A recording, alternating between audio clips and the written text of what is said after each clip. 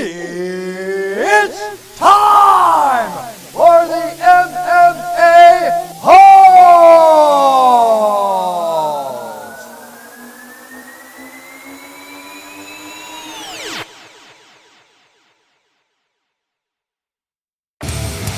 From the contest studios of Arizona, we're live with the MMA-Holes.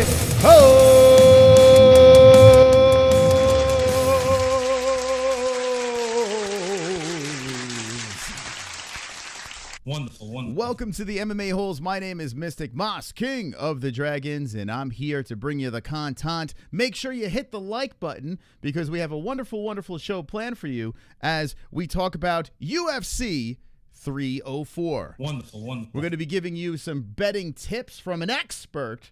And let me talk about our sponsors before we get to our special guest tonight.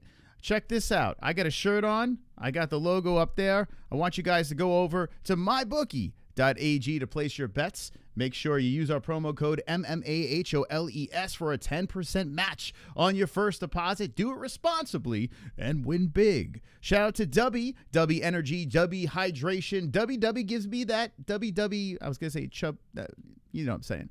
Wonderful. Go to Dubby's website, use promo code MMAHOLES to get that 10% match. And if you're going to watch the event this weekend, ESPN Plus, there's a link in the description. If you're going to watch UFC 304, click the link in the description down below, and we get money. Yeah!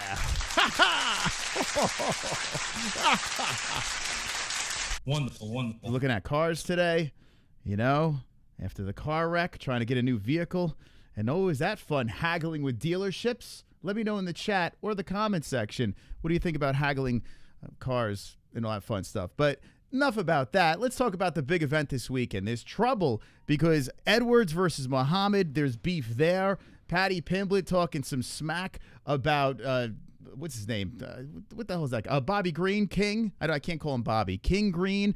So much drama. The card is on at a bizarre-ass time in the UK, but over here, it's on at a normal time. So I'm interested to see what kind of juice we get to expect on Saturday night as we react to the card. And what better person to have on the show? Back on the program, odds maker extraordinaire, Rafael Esparza.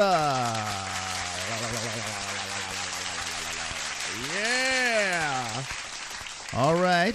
How you doing, buddy? I was so excited when you called me up today and said, "Hey, you want to jump on?" I'm like, "Heck yeah, I want to jump on." It's one of my favorite MMA shows. Like I told you off backstage, I wish I could actually just sit back and watch your live shows because you guys are a bunch of crazy guys, but I get misled by watching other events besides UFC because there's other sports that I have to watch and horse racing and movies and stuff, the great prop bets. I'm still great in Deadpool prop bets. I'm still great. So a lot of stuff I have to do. Yeah. Now, for those that don't know, Mr. Esparza has been on the program before, an odds maker for MyBookie.ag, and he does other events as well. He was talking about the presidential speech today and everything that's going on, and he has a layer that he watches all these events. He's like a mad scientist, right? Coming up with odds, making sure things are going correctly. It's got to be so much fun, yet stressful at the same time, right? How do you balance both the enjoyment level and the pressure of being that odds maker?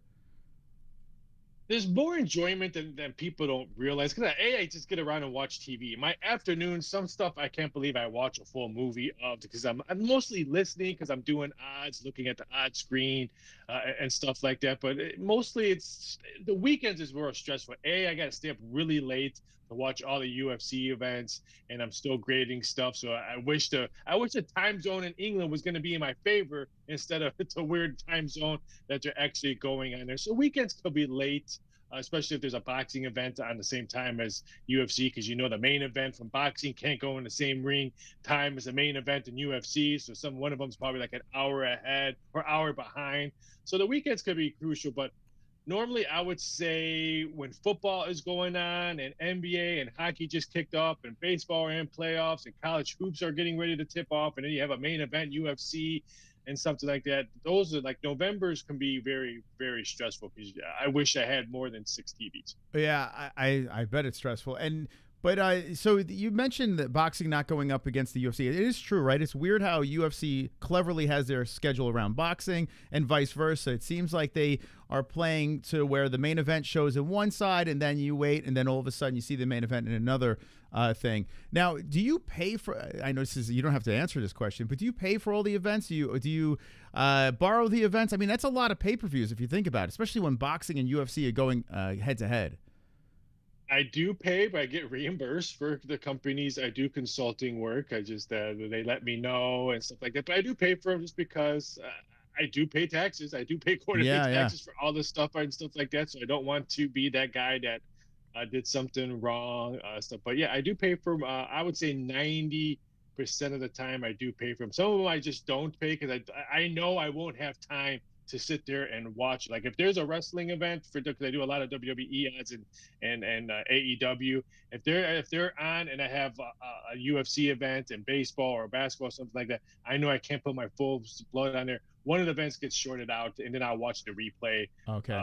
Like maybe the next day. That's pretty cool, man. That they're flipping the bill for these pay-per-views. That's makes it even more of a cool job, right? You don't have to stress about, oh my God, my stream is buffering, I got to go to another link. I mean, I hear that's what happens. I don't know for a fact, but of course I pay for all the events. I used to be able to tell them, hey, remember back in the day when you bought magazines and stuff like that? I used to get reimbursed for all like the football and basketball and all the preview magazines. But wow, who does that now? You can just read everything online. Wait, do you do odds on like, I don't know, now I'm thinking about like porn and shit like that? Do you ever have like crazy? Yes, I have done porn award odds. I have done the EVA award odds, stuff like so. I have done porn odds. Yes. So you ever tell? And actually, the wife has helped me on that one too. I was just gonna ask. So you're like, I got to do research, honey. I'll be right back. Is that how that works?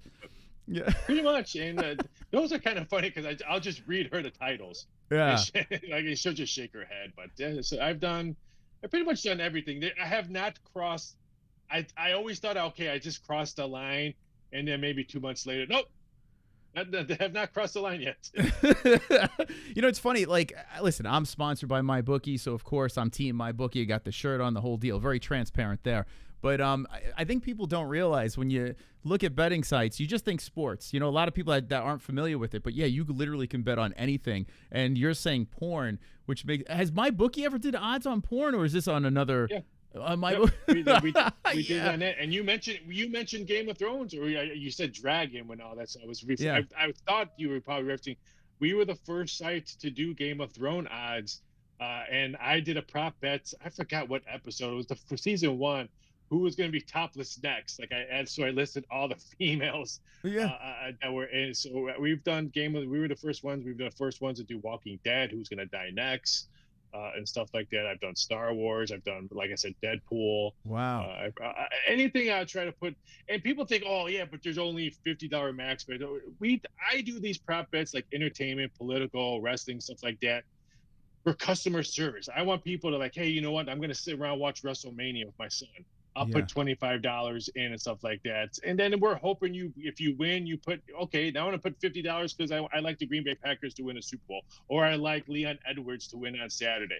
We want you to stay there in that establishment. So if you won $25 just on that, watching an event or something, we want you to stay there. Okay, now I'm going to bet UFC 304 up to $25 I won, or the $50 I won. And it just keeps on trickling out. We don't do it because we're going to make a killing on Game of Thrones betting odds. We're going to make a killing on SummerSlam in Cleveland and stuff like that. No, it's all about customer service. It's all about keeping that customer at your establishment.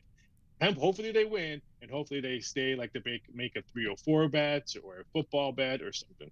Yeah, it's funny. And guys, we're going to get to 304 in a second, but I want to circle back around to the Game of Thrones conversation. I've been keeping up on House of the Dragon. Have you been keeping up on that, or? Yes, because I've done odds. Will a dragon die? Who's going to die first? Okay, so yeah, it's very interesting because back in the day where they didn't release them all, like, you would have to once a week, once a set. So I like how Game of Thrones, they don't release them all. It's just 1 week at a time. So now I can do betting odds for the next episode. Like, okay, what's going to happen on episode 3 if needed? So I like it doing that way instead of streaming everything and everything comes all at once. I have a little bit of a problem with Game of Thrones. My wife loves House of the Dragon. I love the original Game of Thrones. In the beginning, like you said, with the nudity, it was fantastic. The actors would get nude. It'd be phenomenal, right? And then all of a sudden, the episode with the shame, they superimposed the actress's head on another body, and she walked through the streets naked. Spoiler alert. And now I notice this is a common thing. Like, no one really gets naked anymore. It's like kind of like superimposed head of the real actress on a fake body. There's less nudity. Like, have you noticed that Game of Thrones is kind of changing a little bit here? What happened? It is, I think, just because of the name of the show. I mean, I think when Game of Thrones first came out, no one kind of knew what it was going to be. But now just the name itself, I think that's probably. And AI is going to ruin a lot of real life nudity in movies, TV shows, and all that. So I can't blame Game of Thrones. I have to blame AI. It's disgusting. Anyway, UFC 304 is this weekend, and I was looking through the old MyBookie, and there's some actually interesting bets going on for this card. And ladies and gentlemen in the chat, like I said before, MyBookie sponsors the show. I lose all my money there. That's why I prefer. Rafael, is it Rafael or Rafael? I always want to say Rafael, just like the turtle. Okay, Rafael. So I always notice this. I'm a mystical man with my predictions, but as soon as I put money behind my predictions, I lose. So this is why I drag you on the program, because I feel like you are better than me at gambling, okay? Now, I'm not saying, chat, I'm not saying, hey, just tail everything this guy tells you, but he probably has a better idea when it comes to the betting world, what might be a little bit more, I don't know, a better bang for the buck, right? We've had you on before, and you brought up, you were honest with the community, which I liked a lot. So on this card, and I'm going to pull it up over here, Edwards versus Muhammad. By the way, what's your excitement level? Like, are you a big UFC fan, or are you kind of like just in the middle? I am for big cards. Back in the day, I used to love watching UFC and stuff like that. But now, weekend after weekend, some cards are just horrible. Some cards, hey, take the week off as I'm watching a card. This one, a lot of big names on this card, but be careful, because I think the dog is going to be barking in a lot of these fights on this one. So I would be very cautious. And this is a card I did in the MMA interview right before I jumped on you guys. I said this on their air, and I said it this morning for another interview I did. This card could be very line mischievement on there, just because if you go to England, you might see a different number. Let's say on Paddy's mouth. He's going to be probably minus 160, minus 170, probably in England. Here, you'll probably be minus 120, minus 130, just because of the way odds money are coming in on that one. So you're going to see probably anywhere between 30 to 40 cent difference across the pond in England than we're here in the States, just because of the big favoritism and big names on there. So be careful on there. I think some certain money can come in on one side, then maybe on the other side if you're looking over on England. So it's going to be very interesting to see some of these numbers. I think a lot of dogs going to be barking. I think some underdogs could shock UFC 304. Yeah, so Paddy Pimblett, let's see where he's at over here. He's at a currently, wow, it's almost even, right? A minus 107, and Bobby Green a minus 118. I have been going back and forth on this one. Like, my initial reaction is Bobby's got this. Bobby's clearly light years better than Paddy. Paddy has been kind of overhyped and hasn't looked great, but Paddy's shredded and in phenomenal shape. It's the last fight of his contract. Do you take, when you're making these odds, do you take into consideration things like that? Oh, it's the last fight of his contract, or and he said something in an interview, or like how do you go about making those lines? This one right here, it's all because who it is. I mean, he wants to be the next Conor, which I don't know if he is going to be the next Conor, but he loves the crowd. The crowd loves him. So right away, we have to be very cautious. This line opened July, I think 3rd or 4th. I can't remember when we opened it. Minus 170. So the action on Paddy has all been him. So we went from minus 170 to what'd you say, minus 107 right now. So he will be the favorite by Ensben. I think probably by the weigh-in, they're going to see that he's going to get the crowd jumping. I think all the money is going to be coming in on him. I think if you like Bobby Green, or I'm sorry, if you like King Green, I say wait as long as possible, because you could probably get a bunch of money. Let's say Meatball Molly blows up her opponent, which I can't believe she's almost $4 favorite. The last 2 fights I've seen her fight, she is not 350, 360. I would not pay that price. But let's say she dominates her opponent. That means she's going to get the crowd up. There's probably going to be an hour and a half before Paddy gets in the octagon after her fight. So more money will be coming in on Paddy. If you like King Green, wait as long as possible. You can get a better number than if you jumped in after weighing in, or if you jump in right now. I would say wait. I like King Green. I've heard from multiple sources that Paddy has got his eyes on celebrity boxing because he can make a lot more money than he would probably. No matter what, I think Paddy's going to get paid. If he loses, he can go somewhere else, boxing, PFL, whatever, WWE, whatever he wants to do. I think the money is going to be there. If he wins, then he's going to ask for a lot of money from Papa White. So I think he's sitting pretty no matter what. But I like King Green. I think he's going to be a tough opponent for Paddy. That's it. Yeah, it's an interesting take because, he basically, it's not like his back's against the wall. If he doesn't win this fight, oh no, the UFC's not going to sign him. I'm like, yeah, like you said, he's got a million options out there. The Paul brothers have even called him out in the past. So, I mean, he's got big bags of money waiting. He's got Barstool Sports backing him. So that's actually a pretty good point. I'm with you. I am leaning towards Bobby Green in this one. But it's funny. I'm not even a Paddy Pimblett fan. I typically root against him, but he's so he's so interesting. Like every time he fights, I'm interested. Whether I'm most of the time I'm rooting against him, but I'm always interested in watching a Paddy fight. Would you consider? Do you get hyped up for a Paddy fight? Or you're like, it is what it is. Paddy reminds me, and I'm going to age myself right now. When I used to working in Vegas, I worked at New York. I worked at MGM. I worked at Mirage. Rest in peace, Mirage. When Ricky Hatton used to fight in Las Vegas, it was a nonstop show. They would scream and sing down the streets or down the strip in the hotels before the fights. And then Conor McGregor came in. Same thing. His crowds would be singing, fights on the strip. Pubs would be drinking empty. Beers would be all over the place. Paddy reminds me of a lower case. Not yet like a Ricky Hatton. I'm sorry I aged myself. Google him, Ricky Hatton. Great guy for a boxer.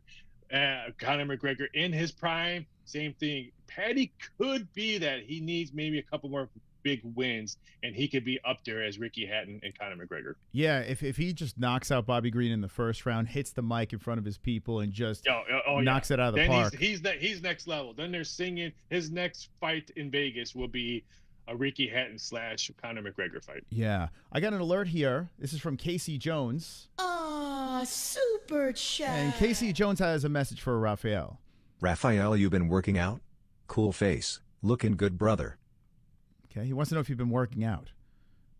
No. If keyboard strikes and reading constantly, research, then if that's working out, then I'm the strongest guy in the world. I think he's hitting on you. Thank you, Casey, for the $2 donation. Okay. Sometimes they just like to tickle that super chat and ask questions. And if you do want to do that, feel free. Raphael's here for all your questions. I'll answer all questions.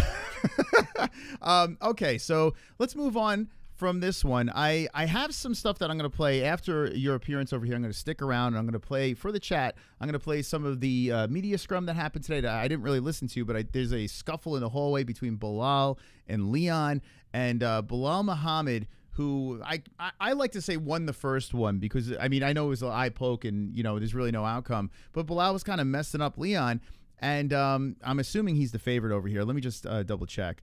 Leon's the favorite, excuse me. Yeah, a -265, which makes sense. I saw these two in the elevator, and when they were like mugging each other, and Leon looks big and scary.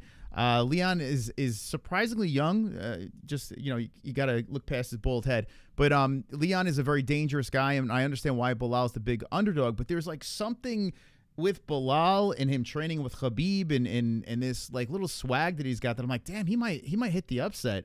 What are you thinking in the main event? I'm all about controversy, and I'm all about how can Dana White lose the no hair that he has on his head. This could be one of the worst nights for Papa White. Let's say Muhammad wins. Dana White doesn't want him to have a belt. Let's say Paddy loses and he jumps ships and goes this celebrity boxing. He doesn't want to see that. And let's say Curtis Blades beats Tom Aspinall, who's one of the greatest heavyweights right now on the card, even because John Jones has been nowhere to be found. That could be the worst evening for Papa White. These three guys losing, which all could happen. Mm-hmm. I like Belal. I think training with Khabib, I think that this is his time. I just think he's probably going to do better wrestling. I know Leon's probably striking a little bit lengthy. I think his leg kicks might bother Muhammad, but I think down the stretch, this one goes a distance, and I think Muhammad gets a decision. I like how you call him Belal. His nickname is Remember the Name, and you can't even remember his name. I like that. And Khabib, you said his name interesting too. How do you say his name? Habib. Habib. He's a Habib. There's a reason why. There's a reason why I say that, because I said it to him in his face one time, and he looked at me like I was freaking nuts. But I just took a sip. I think it was rum and diet, and like he said something to me, and I went to shake my head, and I still had like stuff in my thing. That's what the word came out. So that's why I call him that. Yeah, stick with it. It's like Chael Sonnen. He's like, how do you spell that? I'm like, I have no. He asked me how I spelled that. I'm like, I have no clue. Yeah. Oh my God, that's hysterical, man. Well, at least you said it to his face. A lot of people don't have the balls to do that. Whether you're doing it on purpose or not. He did not like me because he didn't like. Well, I shouldn't say he didn't like me. He didn't like my profession. Oh. Let me rephrase. He did not like. I guess he liked me. He just didn't like my profession. What was what I do for a living. Yeah. Well, you know what else? Which I get that all the time. What else he doesn't? You know what else he doesn't like? He doesn't like to pay taxes. Apparently. You know what I'm saying? Wonderful. Anyway. Yeah. There was leaked DMs of Conor McGregor just shitting on Khabib in the DM. Yeah. What do you think about Conor? You think he's going to come back? Is there a bet for him coming back by the end of the year or no? I quit doing that because I don't think he does not need to. I've heard they're making another. What that one movie I watched on Amazon Prime? It wasn't like that bad. Roadhouse. I can't think of the. Yeah, they're making another one, Roadhouse 2, which I kind of liked it. I thought it was going to be a train wreck. I'm a voter for the Razzie Awards. I'm already getting ready to cast my vote, thinking this one's going to be on there, and it wasn't. So he's doing a part 2. He's got other movie roles coming up. I just don't see it. I think he boxes again. I don't think he does UFC again. Okay. So we're running all over the place over here, and I love it. I love like this is how my brain works. I'm here, I'm there. I'm gonna go right back to the main event though. So if you were to say back against the wall, I mean Belal getting that nice plus money juice, would you wait on that? Would you bet on Belal, or are you like, yo, Leon all day? I think this number comes down. It would not shock me if Edwards probably ends up like around 240. I think dog money will come in on that fight. So if you like the plus money on that right now, like I said, if it's $2, I don't think it's going to go any higher than 2-1. I might most likely will probably close like plus 185. So I say grab the $2. There's other fights I say wait. Like I said, King Green, wait. I think Curtis Blades money comes in. So I think that number comes down a little bit.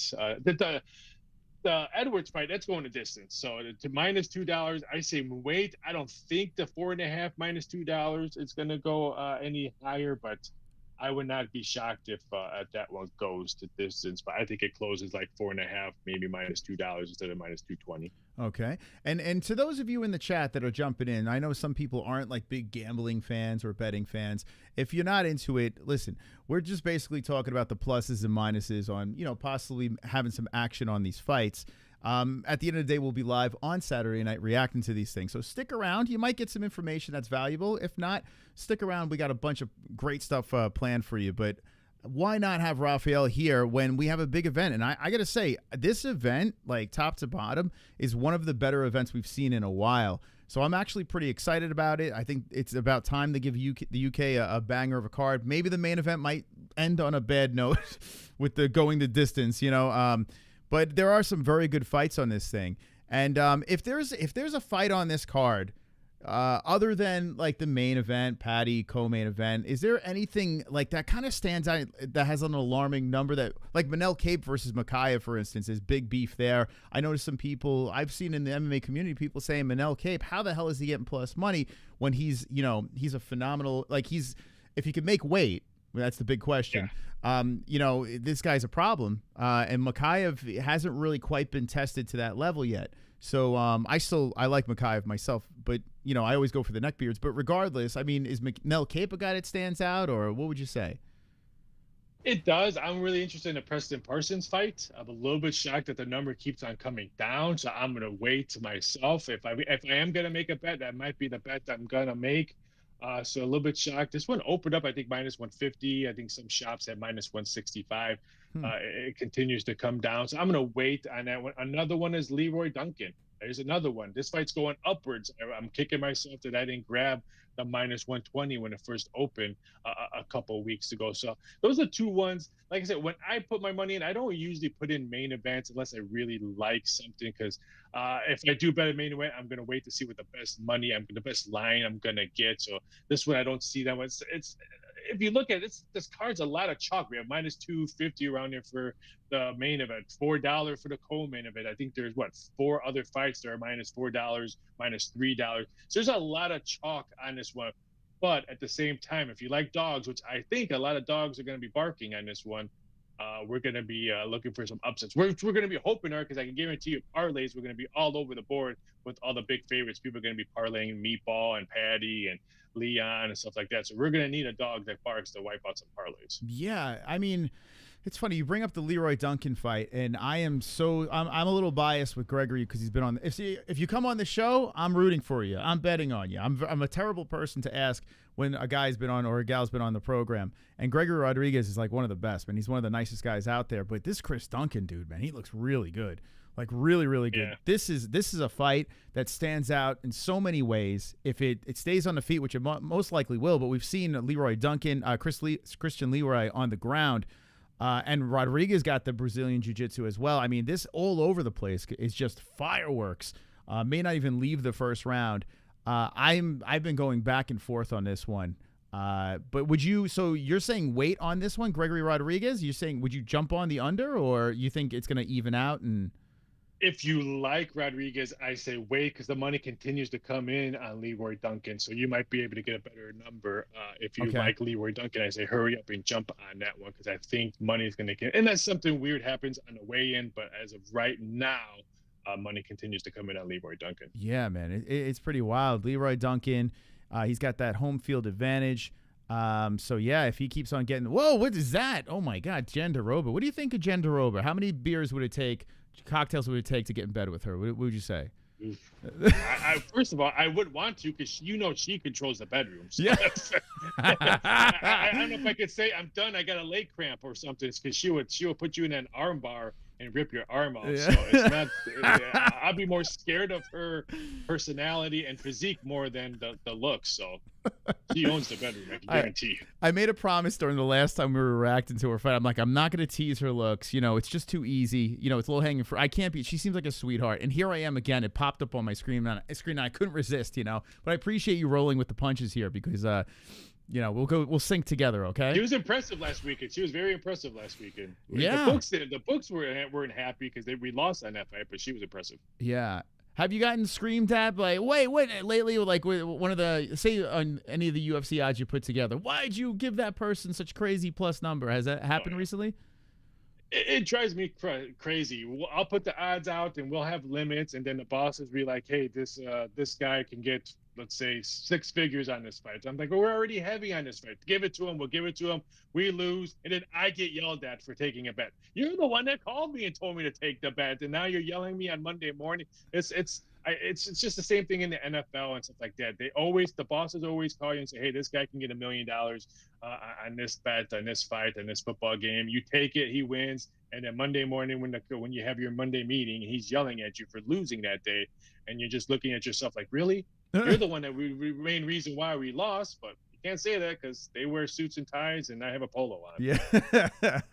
And so, all right, if I were to say to you, and by the way, I'm going to ask you a couple more questions about this card, the 304 card. And would you be interested in taking calls from the community? What do you say about that? Yeah, okay. Sure. We've been doing that. Away. We've been doing that with guests lately. Beware. Who knows who's going to call? But I will drop the link in the chat. In fact, I'll get this going while I continue asking questions. I'll just drop this in here. Here we go. We'll do call the show. We'll see if people want to get some betting advice or some tips or maybe some Game of Thrones nudity, tips. I don't know. Here we go. Call the show, and let's put the link in the chat. Okay. So if you guys want to sit in the waiting room while we discuss, you got a chance to talk to a gentleman who actually puts the odds together. I think it's a fascinating gig. I really do. Okay, so the co-main event. Let's talk about Aspinall versus Blades, right? The first time it went down, there was an injury. Ever since then, Tommy Aspinall has looked phenomenal. I think he's the best at heavyweight right now. But, I mean, you can't count out Curtis, right? Curtis that Green Mile looking motherfucker is gonna, he's got a big opportunity to get gold, so he's gonna be coming, ready to fight. What would you say about the co-main? I think it's disrespectful for the number. I mean, granted, Tom, best heavyweight right now, but wow, that number is. If I'm Curtis, and maybe he doesn't know about gambling, or he does, I'm walking there disrespected. I mean, you've already fought this guy before, so you know how he is in the octagon. You watch a whole bunch of stuff. He has a great opportunity to win this belt. Now, is he? I still think Tom's the best heavyweight. I think he gets the W, but I think this line is just way, way, way blowing up. I mean, this one's probably going to close $4. He's minus 380. We're begging for Blades money. We can't get Blades money coming in. So I would not be shocked by a weigh-in. We're at $4, but if I'm Blades, I feel disrespected because he has a great shot of winning this one. I mean, it's a heavyweight. I've been watching boxing and UFC for over 30 years. I've seen some weird knockouts from heavyweights that you thought, wow, this guy has no shot of winning. And next thing you know, he has won. So anything can happen in a heavyweight fight. MMA, boxing, anything can happen in a heavyweight. So if you want to sprinkle, as I say, some dog money on a fight that you could pay well, Curtis Blades is the one that I would maybe sprinkle because anything can happen in the heavyweight. Yeah, so he's got a plus 275. Wow, man. Yeah, that is kind of disrespectful. You got to think Curtis got a little chip on his shoulder because technically he won the first one, even though it was an injury. And thank you. Yeah, that's interesting. I think I'd be shit my pants too. I don't know if I would go with Blades on that, but still, that number is enticing. I didn't say double mortgage your house. I said sprinkle. Sprinkle, yeah. What about any props? I mean, we spoke about it, and I appreciate you being honest in the last show. We were talking about suckers, bets, props, parlays, all that stuff. But a prop, would there be a prop that stands out in here, or perhaps a parlay that you can attach together that you say, hey, you might want to think about this? Put you on a spot. I mean, if you're going to do a parlay, I think the Edwards fight's going a distance. I think the main event, just because I know the guys upstairs want me to stay up as late as possible on Saturday. So the last fight's going a distance, so I can guarantee you that's going to happen. So if you're going to do a parlay, I would do two. I wouldn't go 3 or 4 in this card because, like I said, I cannot stress this out. I think a dog's going to be barking in one of these big fights. So I don't want you to say, bet all the heavy favorites and put a 4-teamer and one of those dogs fight you in the butt and now you just lost. I would say sprinkle a 2-teamer. I love the Edwards fight. I think it goes a distance on that one. I would add that one. And if you're looking for something, I think King Green is something, if you want to add onto your parlay that has not heavy chalk, he's going to be plus money by Saturday. I think that'd be something interesting to sprinkle on there. I think adding Bobby Green adds a plus money. I wouldn't add him if he's a favorite, like minus 120, minus 130. Just scratch it. But if you're getting plus money on a guy that's overall a better MMA fighter, that's something that I want to think about. Yeah, I'm telling you, if Bobby Green hits plus money, I mean, I got to jump on that as well. That would be nuts. So, okay. And guys, get in the green room. Call the show. I saw Kainotto in the chat saying you want to call in. Call up Rafael Esparza, talk a little UFC 304. What do you guys think? Or if you call up, tell me about your bets that you're going to be placing, because we got some pretty heavy gamblers as well that each week they brag about their predictions. All right, so that is interesting. Let me look at something else here on this card and see if there's anything else that I really want to tackle. But, I mean, I am very excited, like I said before. I'm very nervous about Arnold Allen versus Chikadze. I used to be on the Arnold, hey, is going to win a championship type deal, and I've leaped off that train. And with Chikadze getting the plus money, which I think he's still getting. Let me just double check. Let's see, what's Giga getting? Oh, do you have the lineup, or let's see. Here we go. I'm trying to fit. Let's see. It's all right. It's minus 250 for Allen, and Giga's plus 199. Bro, a plus 199 for Giga is that seems wild too, man. I mean, I think Giga's got a shot. Like I said, I did another show just now, and that one of their bets was the Giga fight. They said that was another line that's disrespectful. I think the Molly, the meatball fight, I don't think it goes a distance. Take a shot at maybe the under 2.5 at plus money. Molly's looking for some redemption because she has not fought well. She's dropping down in weight. Yeah. She's fighting a fighter I think it's UFC, her first UFC fight. I'm a little bit shocked that they think it's going to go over 2.5 rounds, minus 140. I mean, I would say go under. I think Molly wants to show that she's in her backyard and take this girl out quickly and start dancing and drinking. Yeah, I tell you, it's so funny when Molly does well on home soil and she just goes nuts in the crowd and stuff like that. She's funny. I used to not be a Molly fan. I used to think she was that loud, obnoxious girl at the bar. They like cut this girl off, you know. But now I kind of realize that the way women's MMA is right now, we need Molly McCann. We need people that are interesting, because a lot of times these WMMA fights, it's like watching paint dry, you know? So at least Molly tries to go out there and finish her opponent. It's either finish or get finished, get drunk, whatever. So I hope Molly gets it done. I do. You know, I really...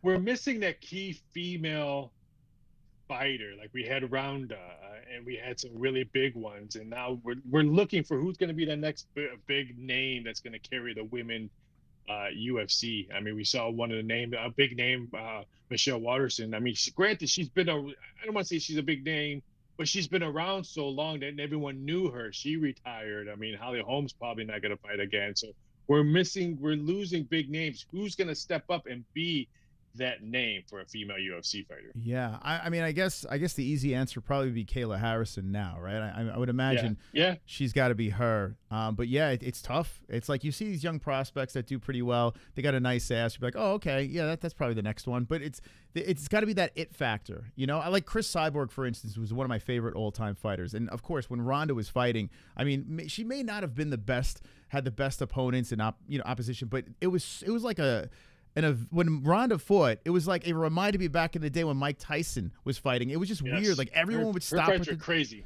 Yeah, right. Everyone would stop what they're doing and be like, "Oh, that's that blonde chick, right? That fights in the UFC. Yeah, I want to see this." You know, I'm not saying she was Mike Tyson, but I'm saying the excitement level seemed to be there. Everyone knew.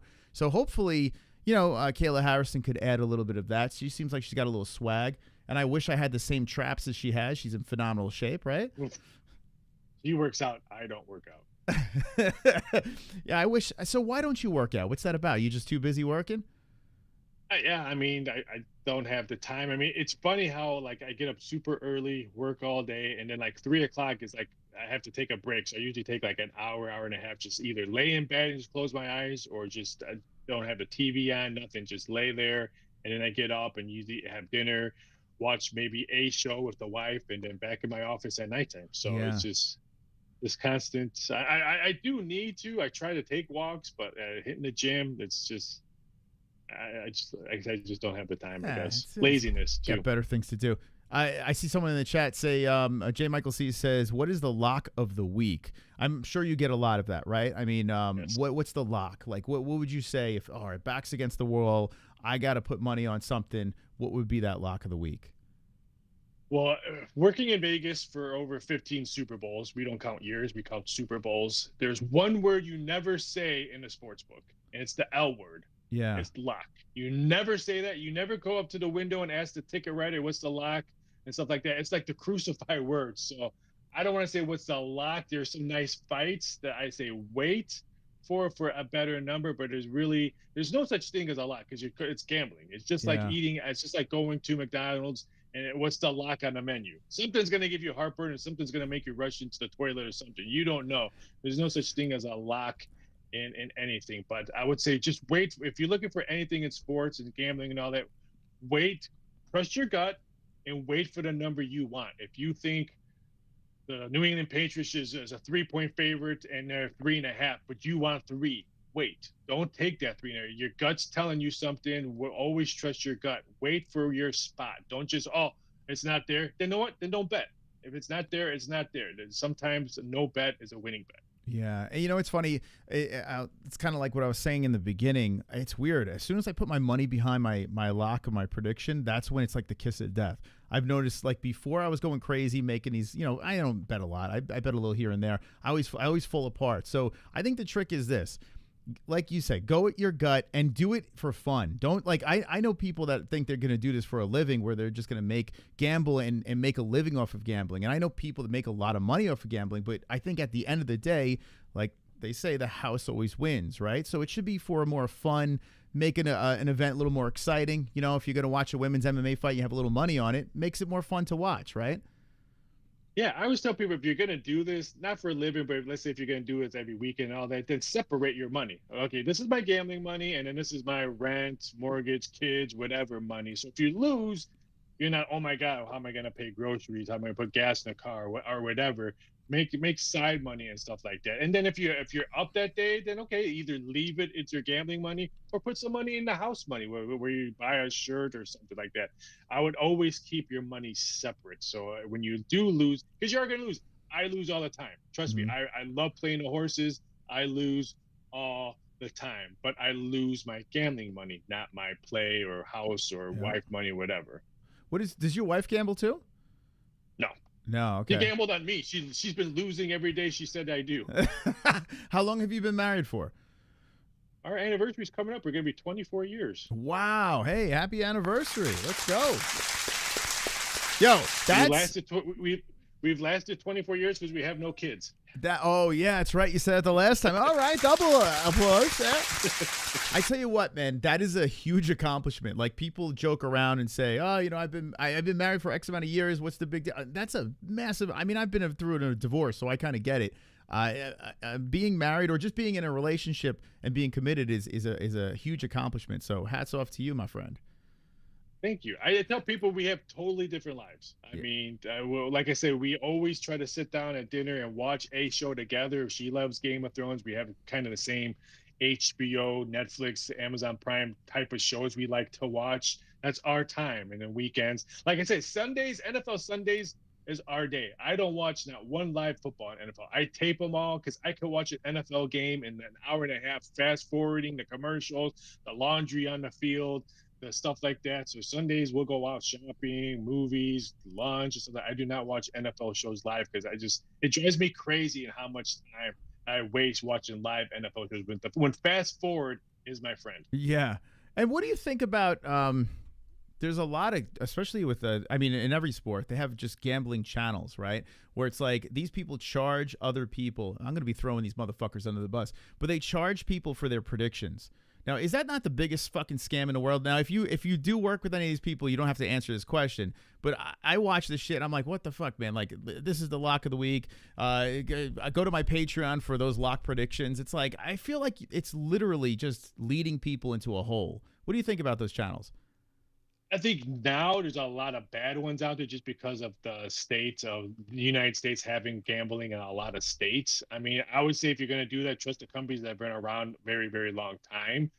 Some of these customers who've been doing it for a very long time. I would say choose. I mean, because some of them will offer money back if you lose. I would say don't just give a guy from Patreon money. Some of them are legit. You have to use a credit card or whatever. Make sure if you lose on their play, you're going to get either your money back or get your money back until you win again. So there is some legit ones. I know some really good ones that actually do horse racing. There's a guy up in California that does Del Mar. He's outstanding. I've been following him. I've been in this pick six pool as you put money in, and we put pick sixes. And like I said, we've won money many, many years. So there's some really successful ones, but there's also, again, a lot of bad ones. Yeah, I guess that's what it is. It's so oversaturated that you come across a lot of people that think they know what they're talking about, and then maybe there are a handful of people that actually do the research and have. But they lose just like everyone else. Yeah. I mean, like I said, I wish I could say I was the greatest, and I hate to say inside information, but I see where the money is coming in and stuff like that. So I kind of see a little bit more than normal people. But again, I lose as well. So how much is my inside information really doing? So I see Lou Dog in the chat is asking, please, why not Pennsylvania, please? So I think what he's talking about is like on MyBookie, why can't he gamble in a certain state or something like that? Now, I have an answer. I have a solution for that, but I don't know if I should say what it is. But, I mean, regardless, like, what do you think? Do you think gambling is going to eventually be, like, throughout the states legal to do sports betting, or do you think this is always going to be a thing where certain states are just never going to be able to do it? I think certain states will be probably not. I would be shocked if we see like Utah doing it anytime soon, Texas doing it anytime soon, Florida not doing it anytime soon, even though some of the tribal states, the Indian reservations in Florida, you can. But as long as the mouse lives there, It's going to be really hard to pass something. Pennsylvania, MyBookie, there's certain sites that MyBookie doesn't do. I know New Jersey is one of them, just because of DraftKings with their home office being there. It's pretty much saying. Now, global books like what MyBookie is and other stuff like that, they're always going to be around because I can guarantee you in 5 to 10 years, there's only going to be 5 books here in the United States. It would not shock me if we see DraftKings and FanDuel merge. It would not shock me if we see other companies merge. There's only going to be 5 books in the United States. Probably. That's why global books will always be around, just because of the stuff that the U.S. books you can't bet the presidency on U.S. soil books. You can't bet the Oscars on some of your WWE, some of the prop bets. So that's why they'll always be around. And by the way, the answer is in the chat. I see some people in the chat giving you the solution. I don't want to say it, but yeah, go check in the chat. You'll probably have an idea of how you could pull it off. But anyway, why? And I want to finish with this. People are too scared to call in, Raphael. I don't know what's going on here. I literally there's a person that said open the phone lines. I open it up, scared. I can't even believe they just want to type it and not see you. You're intimidating, Raphael. Apparently. That work out. All right, so MyBookie, let's just talk about why would that be a place that people should choose to bet on.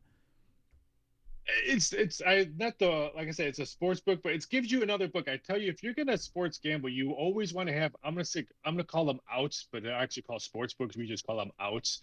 So if you want to bet, let's say the main event is at -265 for Leon Edwards. Okay. DraftKings has -255. Other books might have different numbers. So if you're really investing sports gambling or is doing it, you always want to take the best number. Not be just because, I have a MyBookie account, it's -260, I'm going to get that. Maybe I have the best underdog. Now, if I'm betting the underdog, yes, I'm taking Muhammad at +$2 at MyBookie because everyone else has it at +195 or less. So you always want to get the best number. That's why I tell people it's always to be safe to have more than one sports books, because you're always looking for the best number. It's just like trading the stock market. You're not going to trade something if it's -7 at 3 o'clock and then you trade it down, and then when you're 10 minutes later, now it's 10. You're like, oh man, I should have waited. I could have got 3 more extra points and stuff like that. You're just looking at numbers. I know people say, yeah, when I bet, I'm looking at either MMA fighters or football names. No, I tell you, don't look at the names. Look at the number first, then look at the name. Because if you look at the number, why would you want to bet let's say Paddy or Molly McCain at -350? If you're gonna bet her after you saw her last 2 fights, she's not worth a -350. Then maybe bet her to win a decision, or maybe do live betting and see if that number comes down. Maybe she starts off slow on round 1, and then maybe round 2 now she's maybe just a $2 favorite. Always look at how you want to approach something. Don't just look at, okay, I'm on my sports book -350, here's 350, I'm done. There you go. And yeah, that is the best advice. It is. You got to get that best number, because you want to optimize that money that's coming back in your direction if you get the dub. We actually have a caller here, Raphael, and this person's name is Sonosi. Sonosi actually is an avid gambler. Welcome to the stream. What's up? How you doing, Sonosi? Welcome. Yes, I'm a degenerate, unfortunately. My best friend. But I did not bet my house, so I'm not that bad, clearly. Okay, what do you got? So I have 2 questions. The first one being, what got you into this? Was it the love of sports, the love of money, the career choice of an accountant, what kind of thing? Because that's not a normal career path. No, it's not. I got into the gambling part of sports when I couldn't play sports anymore. So I got into it. A long story, I had a medical issue when I was playing basketball, couldn't play sports anymore.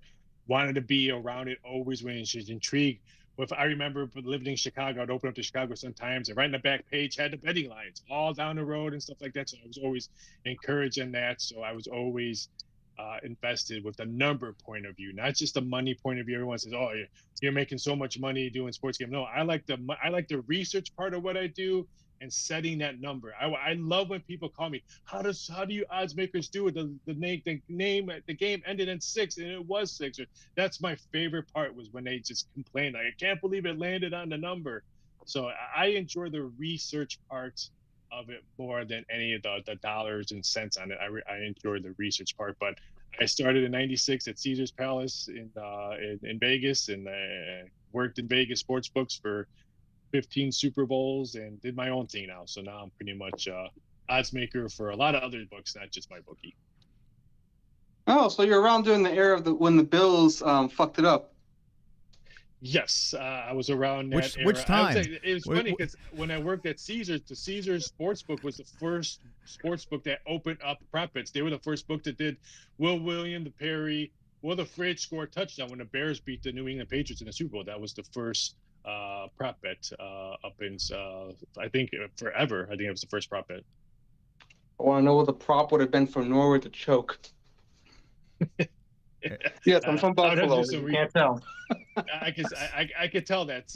You know, Bills Mafia, probably one of my favorite fans in all of sports. They're the craziest ones, but they're the nicest ones. They will give you the shirt off their back, and it's 50 below zero. So I have nothing but mad respect for Bills Mafia. Bills Mafia, love them. They're the greatest football fans. Yeah, let's just not be on a Madden cover anymore. Yeah, that is true. I do odds on who's going to be in the next Madden cover, so stuff like that. So I've done odds for Madden cover. There you go. All right, so All right, I have one more question real quick. The other one. What is one bet that you regret in hindsight? Like, say, like, okay, you pull it off last minute. Like, you say, yeah, I'm not going to do this bet. Like, I'll give you an example, like a Holly Holmes versus Ronda Rousey or something. One bet you would have put money down, you hesitant, you pull it out last minute, and then they won. And like, damn it, I should have put the money in. That's the easiest one. Buster Douglas, when he beat Mike Tyson, I was actually booking back in the Midwest. Took a lot of action on that, and I was actually going to fade. I was going to actually bet Buster myself. I'm like, oh, there's no way this guy is going to be Mike Tyson. So I think in the last 5 minutes, I decided not to, and I'm still kicking it because I had to pay a lot of people off that day. So nothing for me is going to beat the Buster Douglas fight. I know the Ronda Rousey fight is up there, but nothing's going to No, beat, nothing beats that. That's the biggest underdog story in combat sports. I just had to use a MMA-related one. That's a great one. All right, All right, thanks. There's Sonosi calling Have a in. great evening. Thanks for calling in. We got, here we go. We got Kainotto calling in. This gentleman, he really wants to talk to you. Hey, Kainotto, how's it going? Good. All right. How's it going, Rafael? Nice to meet you. Nice to meet you. Thanks for calling in. Yeah, no worries. And I'm not joking around when I ask this question, but when it comes to gambling and betting, I mean, the way I bet, it's at the very basic. I know the very basic when it comes to betting and stuff like that. I don't understand the odds, minus the plus, the parlays. Is there do you have something out there that's like a course that kind of teaches people how to be degenerates? And I mean that in a good way. You know, something that teaches people how to bet, what to look for, you know, the overs and unders. That way you can understand, you know, like people like me, I totally, every time I hear people talk about that stuff on the show, I kind of envy it because I have no idea what the hell they're talking about. It's like Chinese to me. There's great YouTube stuff that's out there that you can type in how to bet sports. I've seen multiple ones. I've known a lot of people who've done them. They're really, really good. They use graphs. They explain it they use $100 increments because it's a lot easier to explain on $100. And they're not telling you to bet $100, but it's just easier to break down on $100 increments. So I would definitely try YouTube and stuff like that. I'll give you number one advice: don't parlay. No parlays. It's the worst. It's the way it paid my salary for 15 years in Vegas was parlays. Start off small. I would say start off maybe with a $10 average bet, and let's say and work up. If you start winning, then maybe up your play or stuff like that. But just start off small and do a lot of research. I know there's a lot of stuff on if you Google stuff like that. It's reading is the best thing for anything. Just do your research and stuff like that, and it can be very successful. But I would definitely try YouTube. Like I said, I've seen a couple of them because I know a lot of those people who done them. And the ones that do it with a lot of graphics and really break it down, they do really, really good work. I wish I had time to do one because I've had that. People have asked me, to write a book because I had some great stories. That's what happened to me inside Vegas. I almost got beat up by Floyd Mayweather and his entourage, but that's another story. And just on how to bet and stuff like that, and what to look for and what not to look for. All right, I just have one second question, last question. That's it. Yeah, go ahead. How's Donatello doing? You know, the sad part is my my middle name is Michelangelo, and I'm named after painters and archangels, not turtles. I was born before the turtles, so my parents cursed me. Is your middle name is really Michelangelo? Yep. Wow! Holy cow! Oh, so you got it. I'm a twin, and we were preemies, and the doctor told my mom that one of them would probably live and one of them won't, and so then my mom just named me after archangels. Wow, that's interesting. Look at that. Do you like pizza? Is a big fan of pizza? Yeah, I do like pizza. Oh, there And we it's funny, when I used to work in Vegas, right by Aria, my last casino I worked at, they had a little walkway right to Cosmopolitan. And every Saturday, guys would dress up with Ninja Turtles outfits on with the big costume heads and all that. And they would, my whole staff were like, hey, go take a picture with them. So I did. I have to find a picture. I'll send it to you. I took a picture with all of them. Raphael wasn't in the picture, but just my other three brothers. Aria is a beautiful hotel. I think my parents stayed there the last time they were in Vegas. It's a man. I designed that sports book. How have you been married for so long working in Vegas? I would have never been able to pull it off. How'd you do this? Yeah, you know what? That was the last job I had at Aria. I designed a sports book, opened it up, and I would never open up a casino / sports book, because the casino it was all together. There was so much hard work and so stressful. I mean, you had to pick up the carpet colors, the TVs. I mean, hiring the staff. I mean, that was probably one of the hardest things I've ever done. Man, oh man. And yeah, like Raphael was saying earlier, chat, he has some really good stories. The first time he came on the program, he really dove into the whole Vegas thing and how he got into all this stuff. So if you missed that, go run it back over there. And on social media, the best way to find you, should they hit up the MyBookie MMA, or you got the personal social you want them to hit you up? You can hit up the MyBookie MMA. You can hit up my BSI Doc Sports, and you can also find me on Instagram. I'm really active on Instagram as well, at Rafael Sports, and the MyBookie MMA Instagram as well. So I do all four of them. I have other people helping me out on the MMA one, because doing odds for MyBookie and then trying to do all the other social media stuff, I get some kind of lost at sometimes. But I would say definitely look me up. I try to answer as many questions as possible on all Instagram and X, so stuff like that. So yeah, definitely, if you have any other questions on sports betting and all that, please hit me up on it. I love talking shop. I always say, yeah, I am consulted by MyBookie, but I also say it's not my money at MyBookie either. So I'm always trying to help out a gambler to have fun, because gambling is supposed to be fun. Sports gambling is probably one of the angriest people you ever met if they lose their bet. They're the most angriest people I've ever met. It's supposed to be fun. Yeah. Sit back, watch a game, watch a fight, have fun. It's win-lose. You should know it's a win-lose profit right when you take the bet or make the bet or hit submit and stuff like that. It's out of I tell people it's out of your hands once you hit submit. Then enjoy it. The worst is when they hit up fighters and they start shitting on them. We get it all the time. Fighters are telling us that people are just sliding into their DMs. You fucked up my parlay. You did this. You're a piece of shit. Die. Like, it's like, man, dude. Like, it's like if you're reacting to a bet like that, like I've gone crazy over a couple bucks here and there during a live stream, and then it goes away. You know, like, of course, you lose a bet, you want to win, sure. But to harass another human being because they cost you the money is nuts, man.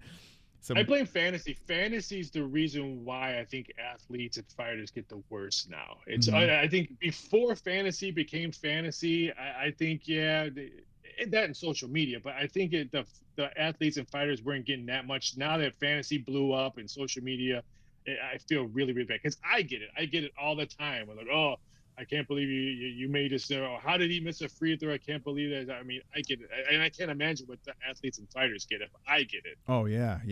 It's nuts, man. It's a crazy world. We got one more caller from Canada, and thank you guys for calling in. It's good to see you guys got balls of steel, because I mean, they're scared, but Two Joints is not scared. He's one of the best. Two Joints, what's going on? Uh-oh. Nigger. Oh, wait, but what do you mean by that? That's not Two Joints, by the way. Yes? You have anything else to add to that? He didn't think I was going to keep him on. Anything else?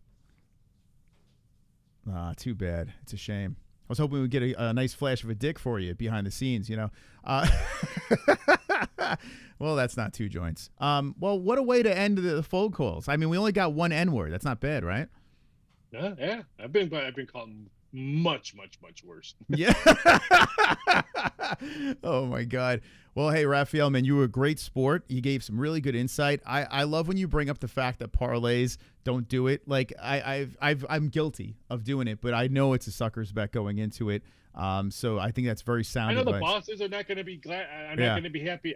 I say that, but you know me. I've done your show before. I try to speak as truthful as possible. I'm not going to sugarcoat. I'm not going to say 4 or 5 teamers. Yeah, they pay great when they win.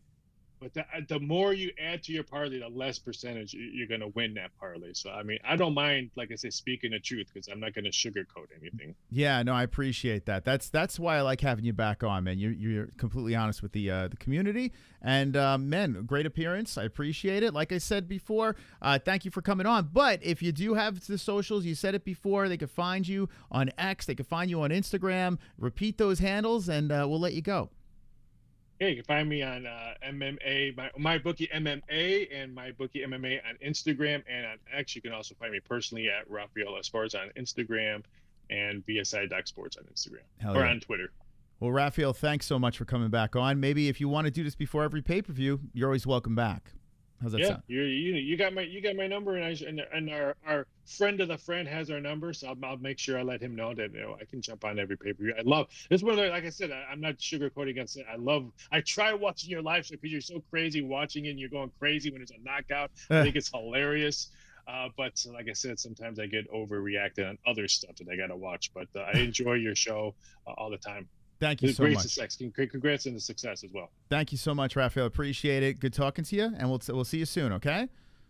Have a great weekend. Enjoy UFC 304. There he is, Raphael Esparza, odds maker extraordinaire, live on the MMA-Holes chat. What'd you think? The return of Raphael Esparza, and I enjoy talking to Raphael. Man, listen, we have a mutual connection with MyBookie, so of course I'd love to have him on and talk some shop about betting.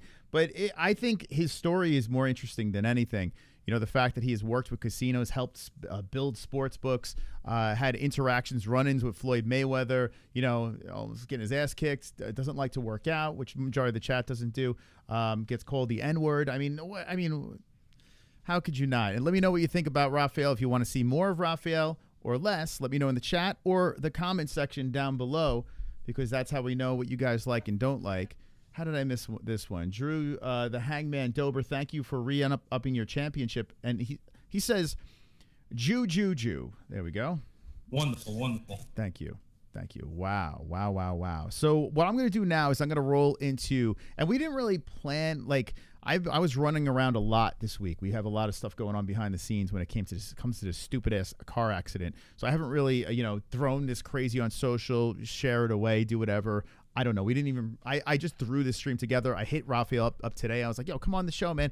And he said, yes. So that was cool.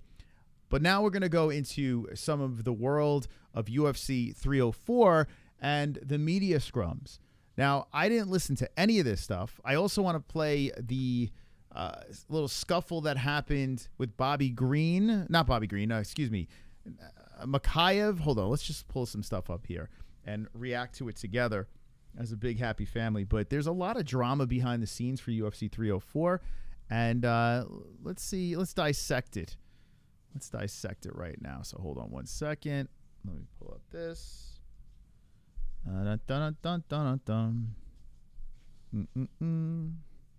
Okay. Here we go. All right, we'll go over to Parry Punch. They do a fantastic job over there. Excellent interview. Thank you. Hey, and listen, there is an answer. If you can't do the the online betting in your state, there is an answer. They did say it in the chat. There are many ways, or you hop into Discord and you can ask the professionals or slide to the DMs. We can help you out there. All right, so let's do this. Man, Raphael's saying by the end of the week how Bobby Green is going to get some plus money. Anyone jumping on that? I'm curious because Bobby Green's an interesting dog. So here is Muhammad Makayev, who is fighting Manel Cape. Now, this is the only video that I saw of this. Really not much to see. You hear a little, listen.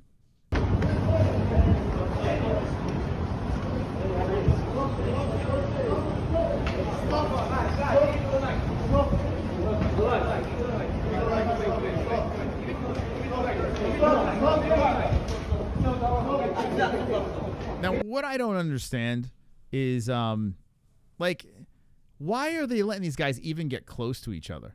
And the entourage is like, they should just be immediately booted.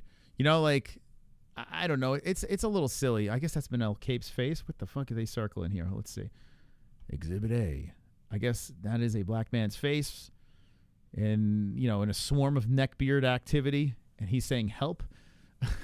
I mean, all right. So apparently he hit the ground. So Makhachev already shot before the fight. Wonderful, wonderful. What is happening here? Why are they like look at this situation. Here's Belal Muhammad and Leon Edwards, okay? Now they've been talking smack. How do you let the main event get in an elevator together? Like, how does that even happen? How is this even possible?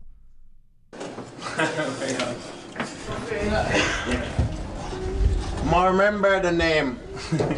Remember the name. Who says remember like that? Remember the name? Yeah. No. Sure, yeah. Leon Edwards could be slightly retarded. Remember the name. Remember the name. Wonderful, wonderful. Two of the cringiest mofos going at it in the main event. Come on, boys. So let's slide in, boys. Someone hit one. Look at Belal. Look at Belal. Murmur. Belal is just giving him. You know what's so funny? Belal has 24/7 crazy eyes, crazy face. Like, look at this. Come on, boys. So let's slide in, boys. Yeah, slide in. Look at Belal.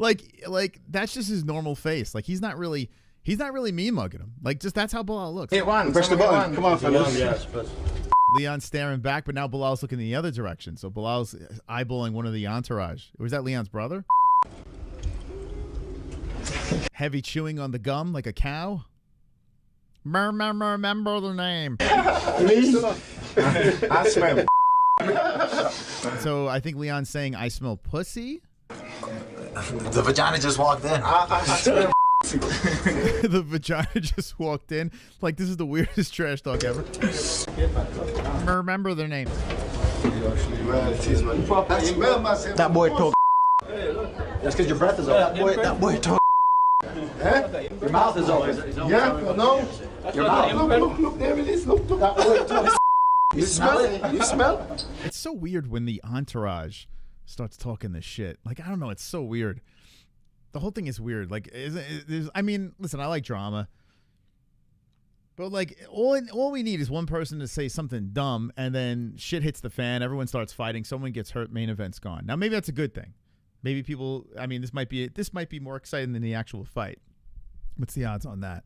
Wonderful, wonderful. But, yeah, Belal and Leon going back, but more the team getting involved with Belal. You have the group right there, bro. You have a pack of. A pack of pussies? Yeah, no. So what do you guys take from this? I mean, I don't know. Maybe it's stage. I don't know. Maybe that's what it is. Maybe they said, hey, listen, don't worry. Let us in the elevator together. This will be good for fight promotion. You know, maybe there was something. Maybe they signed something saying, hey, man, they can't do shit. Let's just sell a fight. That could be it. But let me know what you guys think about this in the chat. I mean, it is awfully cringy. This is why I stay at the Dorchester when I go to London. Wonderful, wonderful. Main and co-main is Chicago versus England. Oh, wow. Curtis is from Chicago. I thought he trains out of. Is he in Chicago? I thought he was in like Denver or something. Maybe I'm wrong. Wait, Curtis trains with. Damn, where is? I thought it was in Denver. I would bet the bank. Both their breaths be stank. Okay. Belal makes him super hard. At least Belal's got gum in his mouth. So even if his breath smells like shit, he's got the gum in his mouth, right? I mean, if they're cutting weight too, yeah, chances are they both have. It smells like they ate a shit sandwich. It's very possible. Belal has no swag. No, Belal is. I mean, he's a very nice guy from the interaction I've had with him. But yeah, he doesn't like. Belal is kind of corny. He's a corny dude. I think he knows he's corny. I don't know. But anyway, that's Belal. Here is Paddy Pimblett talking about how he reveals his coach considered pulling him from UFC 304 due to depression. Okay. Wonderful. Depression. Here's a very slim, chiseled Paddy Pimblett. about 5 or 6 weeks ago, my coach was thinking about pulling me out. You know what I mean? Where mentally, I weren't there, and look at this guy's like he went from no chin, like donut face, to chiseled chin and abs. Like this guy's metamorphosis is crazy before a fight. It's nuts. Said a couple of weeks ago, I think this is going to be the worst fight camp of my life, and up until like 2 or 3 weeks ago, it was. How did you turn it around? I don't know. I really don't. I've got that attitude, lad, and that positivity where I can turn it around, and you know how confident I am. So when my coach thought about pulling me out, I was like, no chance. Know what I mean? Then you've got to stay confident, lad. You've got to stay positive. Know what I mean? Whenever I start feeling negative and get a bit down, that's when I hit a bit of depression, and mentally, that side of things, it's hard. Know what I mean? As I say, I wasn't in the best place like 5 weeks ago, something like that. Why? I actually messaged James's place, the place where I mean, depression is real. I mean, no matter how much success, how much money you have, whatever, how great your relationship is, some people just, they suffer from mental illness and depression. I think we're all depressed. That's why we're here tonight. Wonderful. I'm depressed going through this car buying shit. Yeah, it's with everybody, right? No matter how good your life is, people suffer from depression. So like, making light of this is, it's a little dicey, but this guy's had people kill themselves, that he knows close to him. And, he's got a lot of shit going on. I mean, having Meatball Molly as your best friend is kind of depressing. So yeah, I feel bad for him. Go, something like that. I actually messaged James's place, the place where I go to have a little bit of counselling. Actually messaged Jane, the woman who I go and see, and was like, "Well, I'm rich. Can I come and see you?" You know what I mean? Just to have a little chat and feel better. Did he say have a little chat and feel better? So he shit and felt better? Is that what he's saying? Wait, hold on. See you. You know what I mean? Just to have a little chat and feel better. Yeah, he shat. He felt better. So he was depressed. Did I get that correctly? I don't know if I can't understand Paddy's language. I can't quite understand too much. So maybe I'm translating this wrong. But did he just say that he's depressed, he took a shit, and he feels better? Is that what he said? One's in the chat if that is true. If it's not true, please explain what he said. Chat? I thought he said a shart? Yeah, shart, chat. Chat? I need to interview Paddy Pimblett. He was supposed to come on my program many years ago. Chat is funny though. So he's shit? I don't believe it's chat. I think you guys are trolling me. Have a little bit of a chat? They're saying chat. I don't know. Let me hear this again. I go and see him, was like, can I come and see you? You know what I mean? Just to have a little chat and that sounds like chat to me. Feel better. He said he shit and felt better. That's pretty. I mean, listen. Wait, what did this guy just say? He agrees. Pretty remarkable that you're happy to share this sort of thing with us. I mean, it is pretty remarkable. Like, you literally shit and made yourself feel better. And I got to be honest with you, a good shit feels amazing, right? I get constipated. In fact, I am in the middle of a constipated fit right now. I can't fucking shat. I can't do it, man. It's just, I don't know what's going on. I've been not depressed. I've been stressed with a lot of crap going on in my life. I can't shit. I am jealous of Paddy Pimblett. It's probably why he has the six-pack. Because I got to be honest with you, when I am constipated, I don't have that. So he probably had a good shat. The six-pack came out. And he feels wonderful, wonderful. So good on you, Paddy. Wonderful. Okay, here we go. I need to share this, lad, because other people don't. Mm-hmm. And I'm probably going to mention it again in the cage after a win, lad, because the amount I'm hearing it again lately. Like 2 years ago when I mentioned it, like obviously Andy Mann's club, James's place, all them places said that the surge in calls, what they got, and the Samaritans and stuff like that, the surge in calls, what they got of people actually speaking up. Mm. How important is it? Now, let me just say this. There is something to him shitting. There's more to it, okay? Let me pull the clip up. So I can tell you why it is shitting, okay? Let me see if I can find the clip. Hold up. Where is it? It's a Tommy Aspinall that confirms my theory about him shitting. So all of you saying I'm being insensitive. I mean, if you are saying that, how dare you? How dare you say those things? But let's see. Where's Tommy Aspinall? He speaks about it. Oh, where did I see it? Where the fuck? Where did I see it?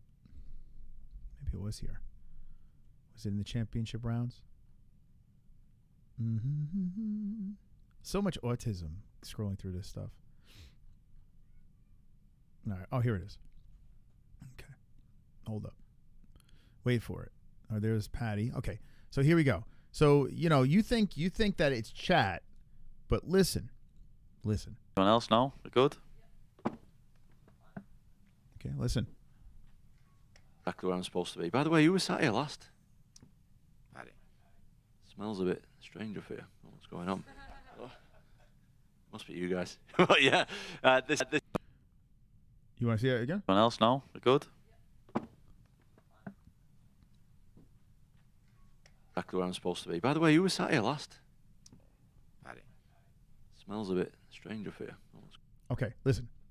He definitely had a little shat. He was farting his brains out at the media scrum. Farting his brains out. So he had a little shat. He felt better. So congratulations, Paddy Pimblett, on your shat. Okay? What do you guys think of Belal Muhammad? Remember the name with the gloves, in phenomenal shape. I still see the terrorist puppet. I'll always see it. And Belal, please don't be upset at me for saying this, but I always see like the jalapeno on a stick, or whatever that Akbar, whatever the hell that puppet was. I don't know what that ventriloquist is called, but every time I see his face, I think of that little skit. But the gold gloves looking sexy, Belal, looking sexy over there. Like it. Blessed, patiently waiting. So Max Holloway's waiting. Here's the elevator thing. Tom Aspinall live reaction to Belal and Leon's altercation. So this is a continuation of what we saw before, I guess. You smell it? You smell? You have the group right there, bro. You have a pack of A pack of pussies. What do you guys think about gum chewing to the point where the gum's almost falling out of your mouth? What do you guys think about that? I know Jesse's not a big fan. You smell it? You smell? You have the group right there, bro. You have a pack of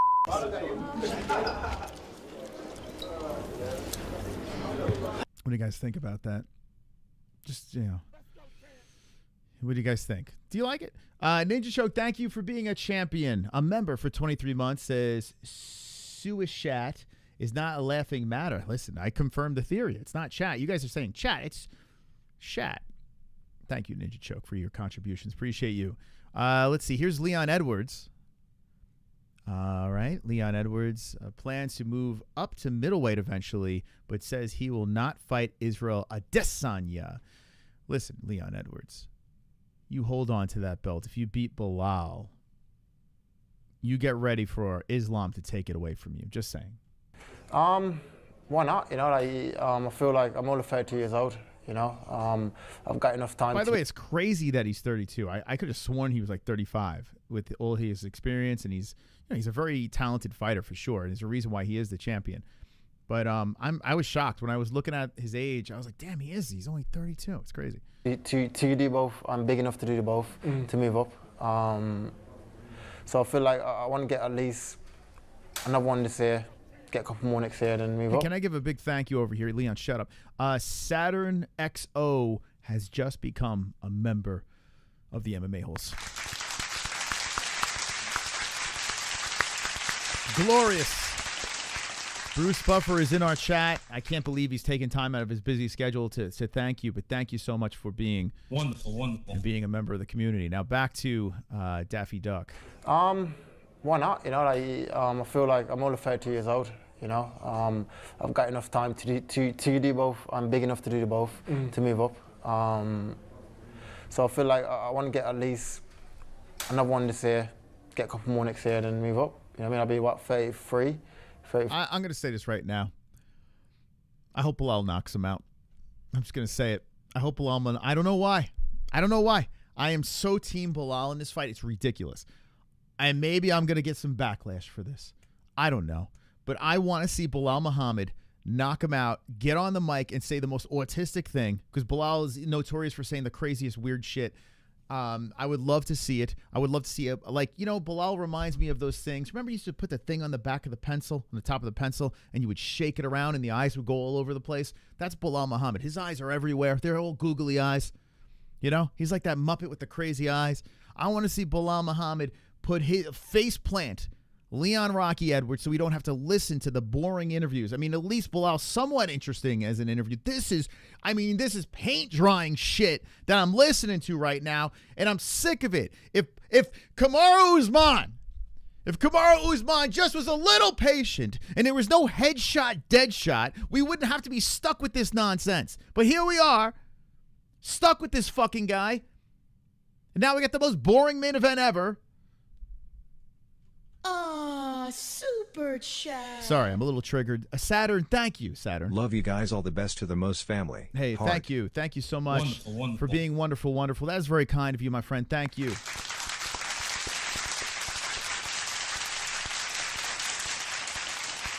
Just so happens to be my favorite planet. Thank you so much, Saturn XO. I appreciate it. Thank you so much. Thank you. That means a lot. Now back to this fucking guy. So we're talking, I like how Leon fights like once every 18 months. It's like, yeah, what the fuck, bro? Like, there's just nothing. There's nothing to this guy. Just had one of the most boring fights against Colby. Yes, it takes two to tango, but at least be interesting on a mic. 26? Late 25, early 25. 26, you know. So that is my plan, you know. And who would you like to be in the octagon with? I don't care. Whoever's champ at the time. What if it's Izzy? Apart from What if it's Izzy? No, not Izzy. I don't fight Izzy. Not because obviously I'm fair of him. Just so like we've built like a relationship. If you're scared of him, you can say you're scared of him. We've built like a relationship where If you're scared of him, man, it's good on this guy saying it. I had to like fight him. I feel like I had to like build myself up in my brain to compete against him. But everybody else, then yeah. Okay, so he wants to move up, but not fight Izzy. That's okay. We don't want to be bored, so that's fine. I'll pass on that too. Everyone knows his game plan would be to come out and try wrestling.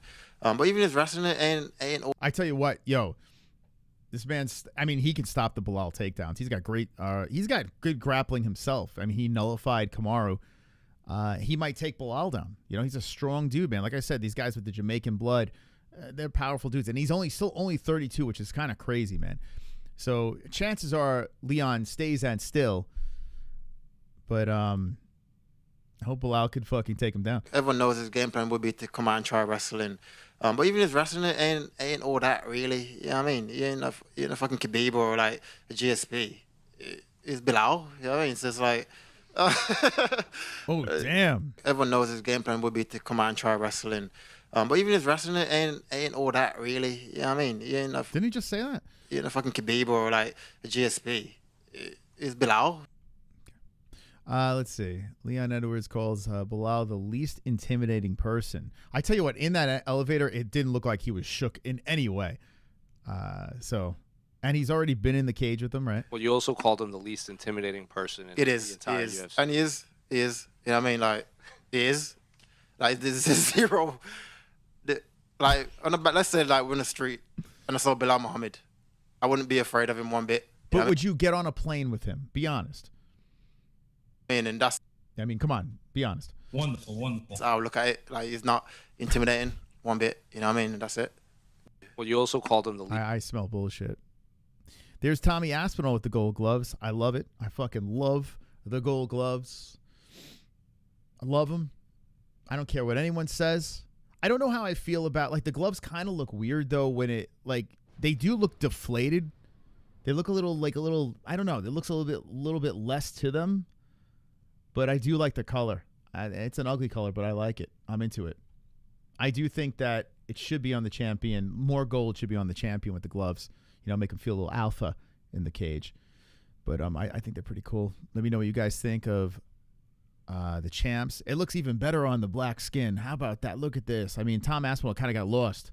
You know, we got a little contrast here. This looks fantastic. Looks even better on Leon. By the way, why are people sucking off Leon's shorts? These are terrible.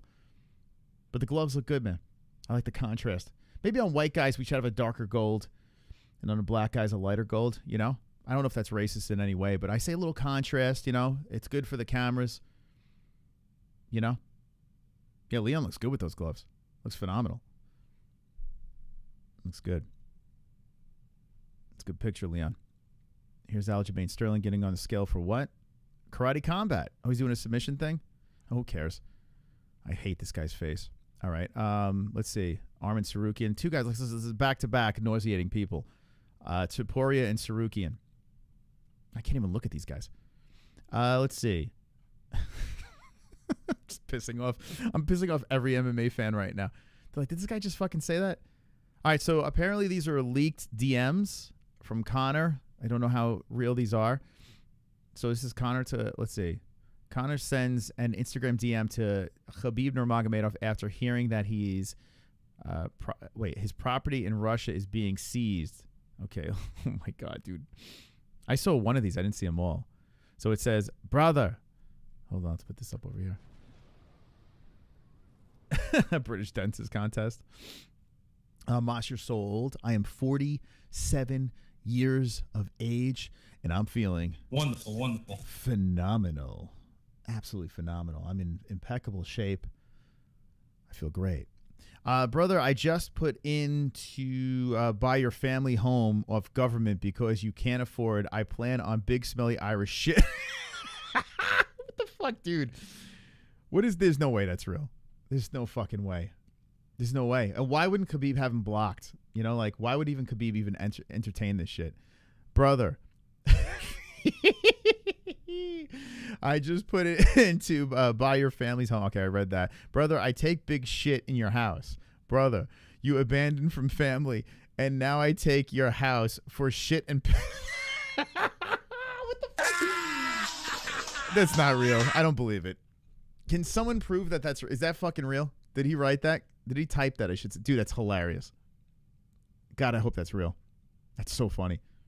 Dude, it's such a bender. That's such a coke-filled DM. God, I fucking love it. I love it, man. You know what would be even funnier if somehow he's sober? Like, just sending out these messages, but you know he's not. You know he's completely on the sauce or whatever. Oh, God, it's so great. Conor is he's a treasure. He's a fucking treasure. When he's gone, we're going to be... there's going to be a big hole... There's going to be a big hole in our entertainment because even outside like he just did the dumbest shit. Like that's the most juvenile shit you can do out there. I don't know if that's true. This is via the Notorious. I don't know if it's still out. He definitely deleted that. Look at this fucking clown. Oh my God, dude. What the fuck? Let's see. He legit is a clown now. He's turned from double champ to complete circus clown. Okay, let's see. So here's him on his yacht. I think I've seen this before, right? Okay, yeah, I've seen that one. He's just driving his yacht, shirt open. He's singing. This one's hilarious. This shit, what is this? Look at this. Conor's still in high school. Yeah, he literally, the shit he does is like it's literally like a 12-year-old is sending this stuff. His brain reverts back to a child.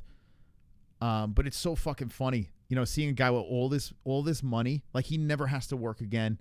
He never has to do anything again. Yet he resorts to fucking trolling people online. He's the biggest fucking troll. So here's Conor on his yacht. Okay.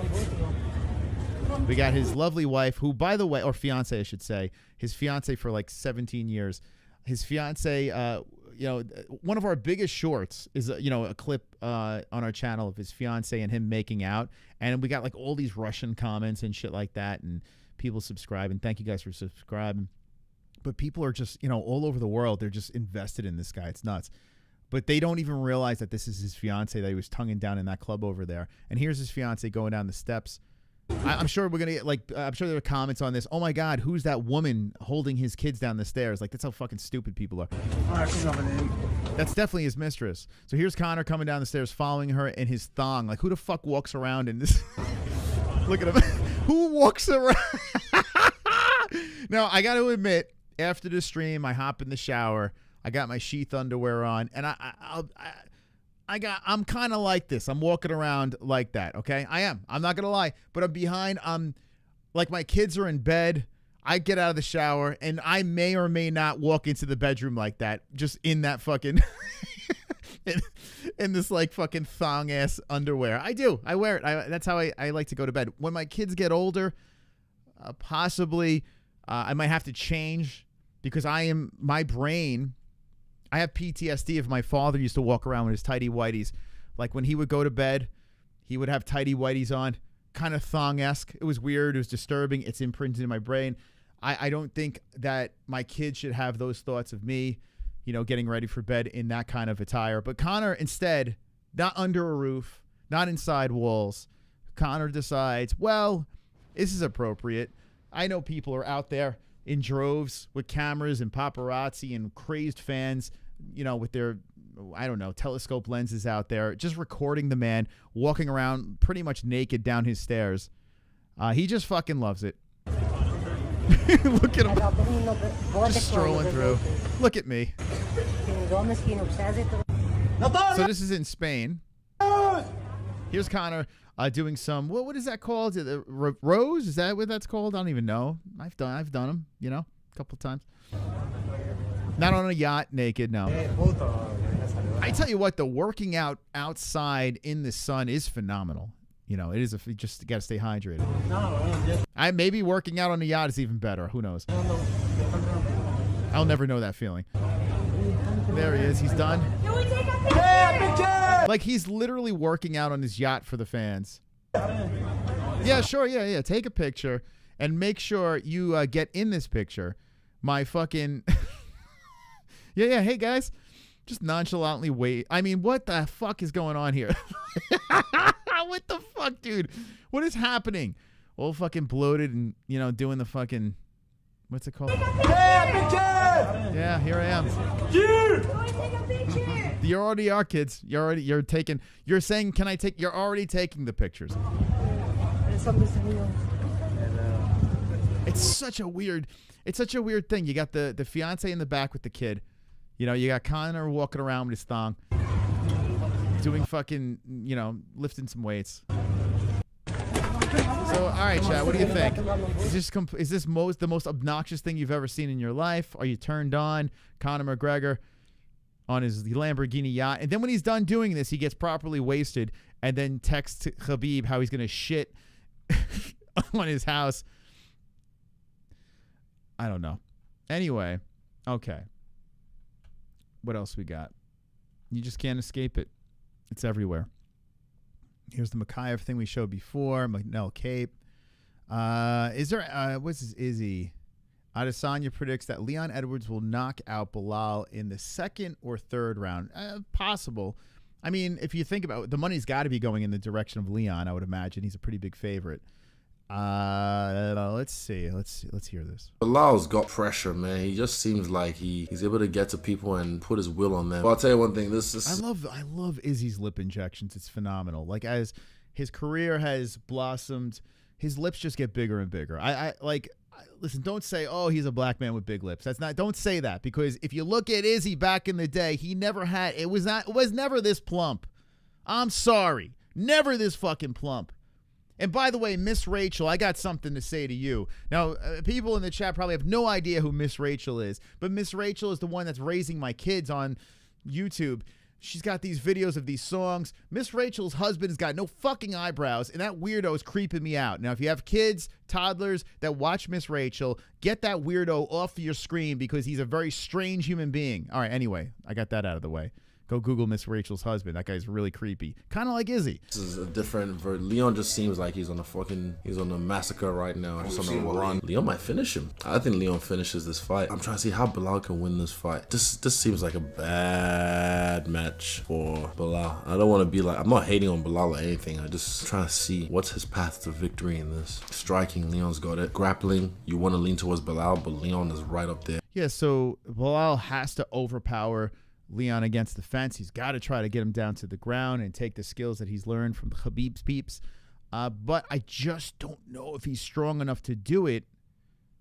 But I'll probably be picking him. I don't know. We got to tune in Friday. We'll see where we're going. Yeah, it's Leon's fight to win. It's Leon's fight to lose. Because even when they were fighting the first time before the iPod. Oh, here we go. We got the reason why his lips are so big. He just got done sucking his dog's red rocket. All right. Thank you. He was trying to get the lipstick out of his dog's schlong. Lips got plump. Okay. Leon was touching him up.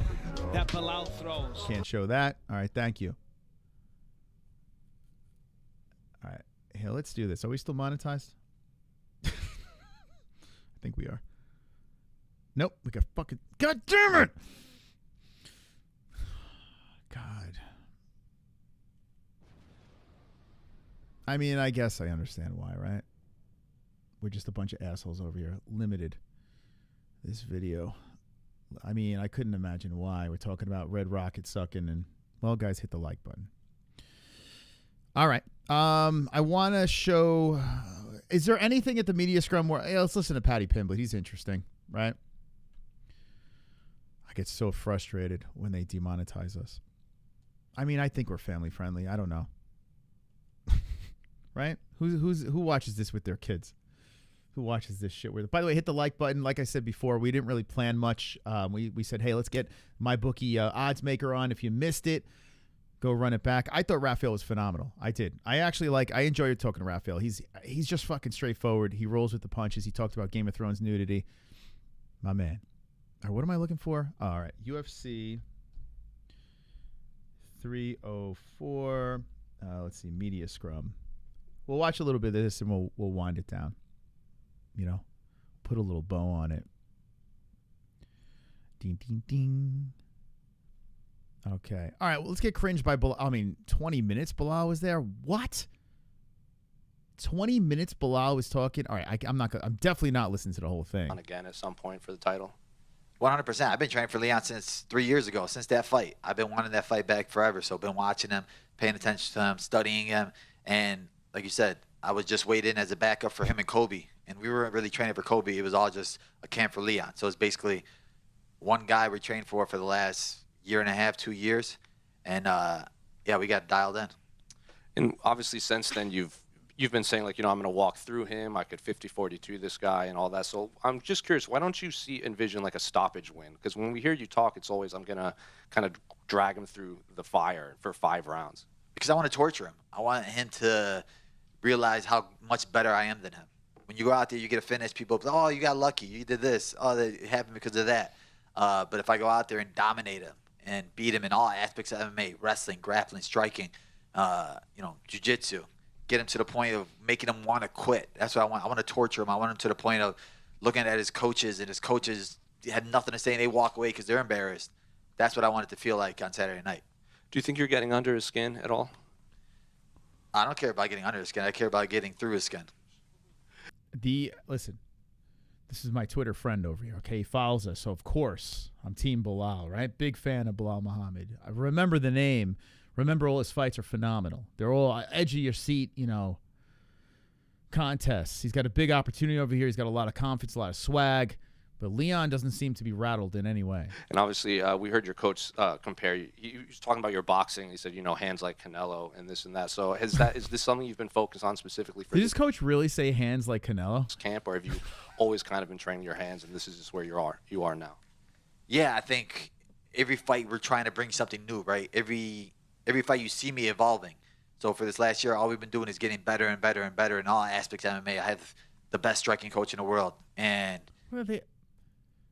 the best striking coach in the world. They all got the best camp in the world, best this, yada, yada, yada. Everything's the best. Why is that? I guess you got to believe in yourself and your team, right? All we do is try to get better as ourselves. We don't really care what Leon's going to bring to the table because we know that our best version is the best fighter in the world. Our best version could be anybody in the world. So we sharpen our striking skills. We sharpen our boxing skills. People are going to hate it. They're going to say whatever they want to say, but you guys will see it Saturday night when I show out there. And you also said with a win that you think you could become the second greatest welterweight ever, just behind GSP. What else would you have to do in your mind to kind of take that mantle as the best ever? I think just continue on winning, right? When you look at my resume, people don't. When you look back at it, Damian Maia fought for the title twice. Wonderboy fought for the title twice. Luque weighed in as a backup, and he should have fought for the title. Gilbert fought for the title. All these guys that were at the top.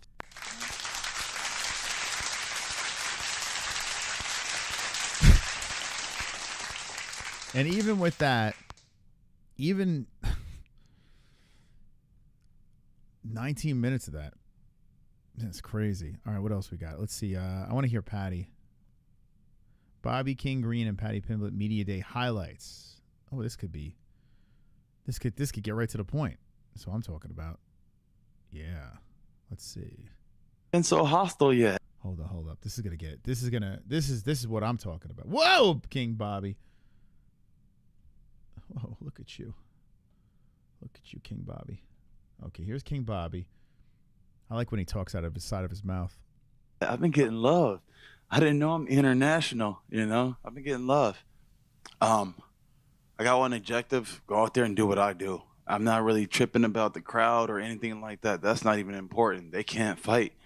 They can't get in the cage, you know, and so it's just me and him. Yeah. You know, obviously you're fighting Bobby or King Green now. What are your thoughts on the name change? I know you said that you won't be calling him that, but do you think that just kind of speaks to how quirky a character he is in general, or do you think it's a weird thing? What do you make of the whole thing itself? Oh, it shows what a dickhead he is. You know what I mean? Like, imagine being nearly 40 years of age and changing your name to King. It's embarrassing. I'm in my 40s. Should I change my name to King? I am the king of the dragons. Maybe I should. Lad, you know what I mean? Grow up, innit? How many times does he say lad in this? This is right before he farts in the seat of Tom Aspinall. Said in other interviews, CTE is real. Belal was in here too, and he said he was surprised at the amount of love he would get walking around the city. Were you expecting maybe a more hostile reaction, and that kind of caught you off guard? Yeah. Be honest, I was kind of shocked. Like, I done met at least a good 10 people say. Bobby Green sounds like he should be reading children's stories. It's the weirdest thing. Like, he has the street talk, but he's like, hickory dickory dock. Some chick was sucking my cock. Hey, fuck Paddy up. I'm like, what? He's got a very put together some sort of children's story, and Bobby would be great at reading it. He's got a great voice. You're English. You're from over here. He's like, yeah, but we don't like him. He talks too much. He's like this. I'm like, wow. So I like it. He was in here earlier, and he said he doesn't want to call you King. His reasoning was, CTE is real when he's talking about you. So, what's your reaction to him not wanting, call you by the name that you've chosen? Oh yeah, I didn't know that. This is the thing. Yeah. He's been talking a lot, and I feel like Yeah. They climbed the princess's hair and got into the castle, then put the slipper on the princess. It's been kind of pissing me off. But then I realized, when I started thinking about it today, I was like, man, my shit has been tested through time. We know what I do. I do this every time. Yeah, you come up short a little once in a blue moon, cool. But his has not been tested. He has to go in there and deal with that, And especially right. To say what you're saying, you got to go back that up. Like his stinker fight, he threw a fight against Tony. That shit was a stinker. When I went to Tony, it was a totally different reaction in the two fights. I feel like every time they put a test in front of you and you pass it, the fans kind of want to change how important that test was after the fact. Do you think that Bobby or King will prove to the fans that you're actually a legitimate lightweight and something that can climb the rankings because he is still active and he is still winning fights? No matter what. Until I get the belt, people are going to doubt me. People are going to say, this and... It's kind of weird, this kid's confidence, huh? It's kind of nuts. I mean, like I said before, you got to be confident. You can't fucking go into a fight thinking you're going to lose. But he's got his confidence is like through the roof. It's almost like to the point where it's like you listen to him, you're like, damn, is he right? Like, is he? Maybe we're thinking he's a hype train and he sucks, and maybe he's better than we think he is. I'm still not on that. I still can't buy it. I think Bobby's going to win. But damn, man, it's nuts. Nah. Like as I said, my last fight with Tony was a lose-lose. If I would have lost, it would have been, being beat by a washed-up Tony. I dominated the fight, but I only beat a washed-up Tony, and I couldn't even finish him. Know what I mean? Well, I was looking for you to give him a hand job. It's the least you could have done after beating up Tony Ferguson. At least finish him. It's mad. It's like, as I say, I can't win. Obviously, I just get on with it because I can't wait to prove people wrong here, though. I've always seen, you'll never be ranked. He's not good enough to be ranked. And when I win this fight on Saturday night, I'm going to be ranked. But at least Paddy fights, unlike Connor. Yeah, how did he get those belts? What did he do? Did he buy them? Oh, no, he fought for those belts free to chill. What are you talking about, bro? As I say... at least he fights. How did he win those belts? How did he get them? He didn't fight? Even in me comments now, it's like, the UFC are giving him another has-been. Look at Leon Edwards. Once you win a belt, you don't have to fight anymore. You don't have to. You show up whenever the hell you want. Like, I can't. Even if you lose the belt, you show up. Like, look at Sean Strickland. He lost the belt. He fights whenever the hell he pleases. You win the belt, you call the shots. Paddy hasn't done that yet. Can't win, lad, no matter what. In an interview with Sky Sports, you said that a few weeks ago your coaches were talking about pulling you out of this fight because you weren't in the mental space to take the fight. Did you know during that time that you weren't feeling it, or did when they have to tell you, hey, we don't think you're feeling it, that's when you started to realize? No, it was a bit of both. You know what I mean? I knew there was stuff going on externally, stuff going on in my head. And obviously when Paul said it to me, I was upset. I was not happy with him. I was angry. But obviously he's my coach lad and he's like my second dad.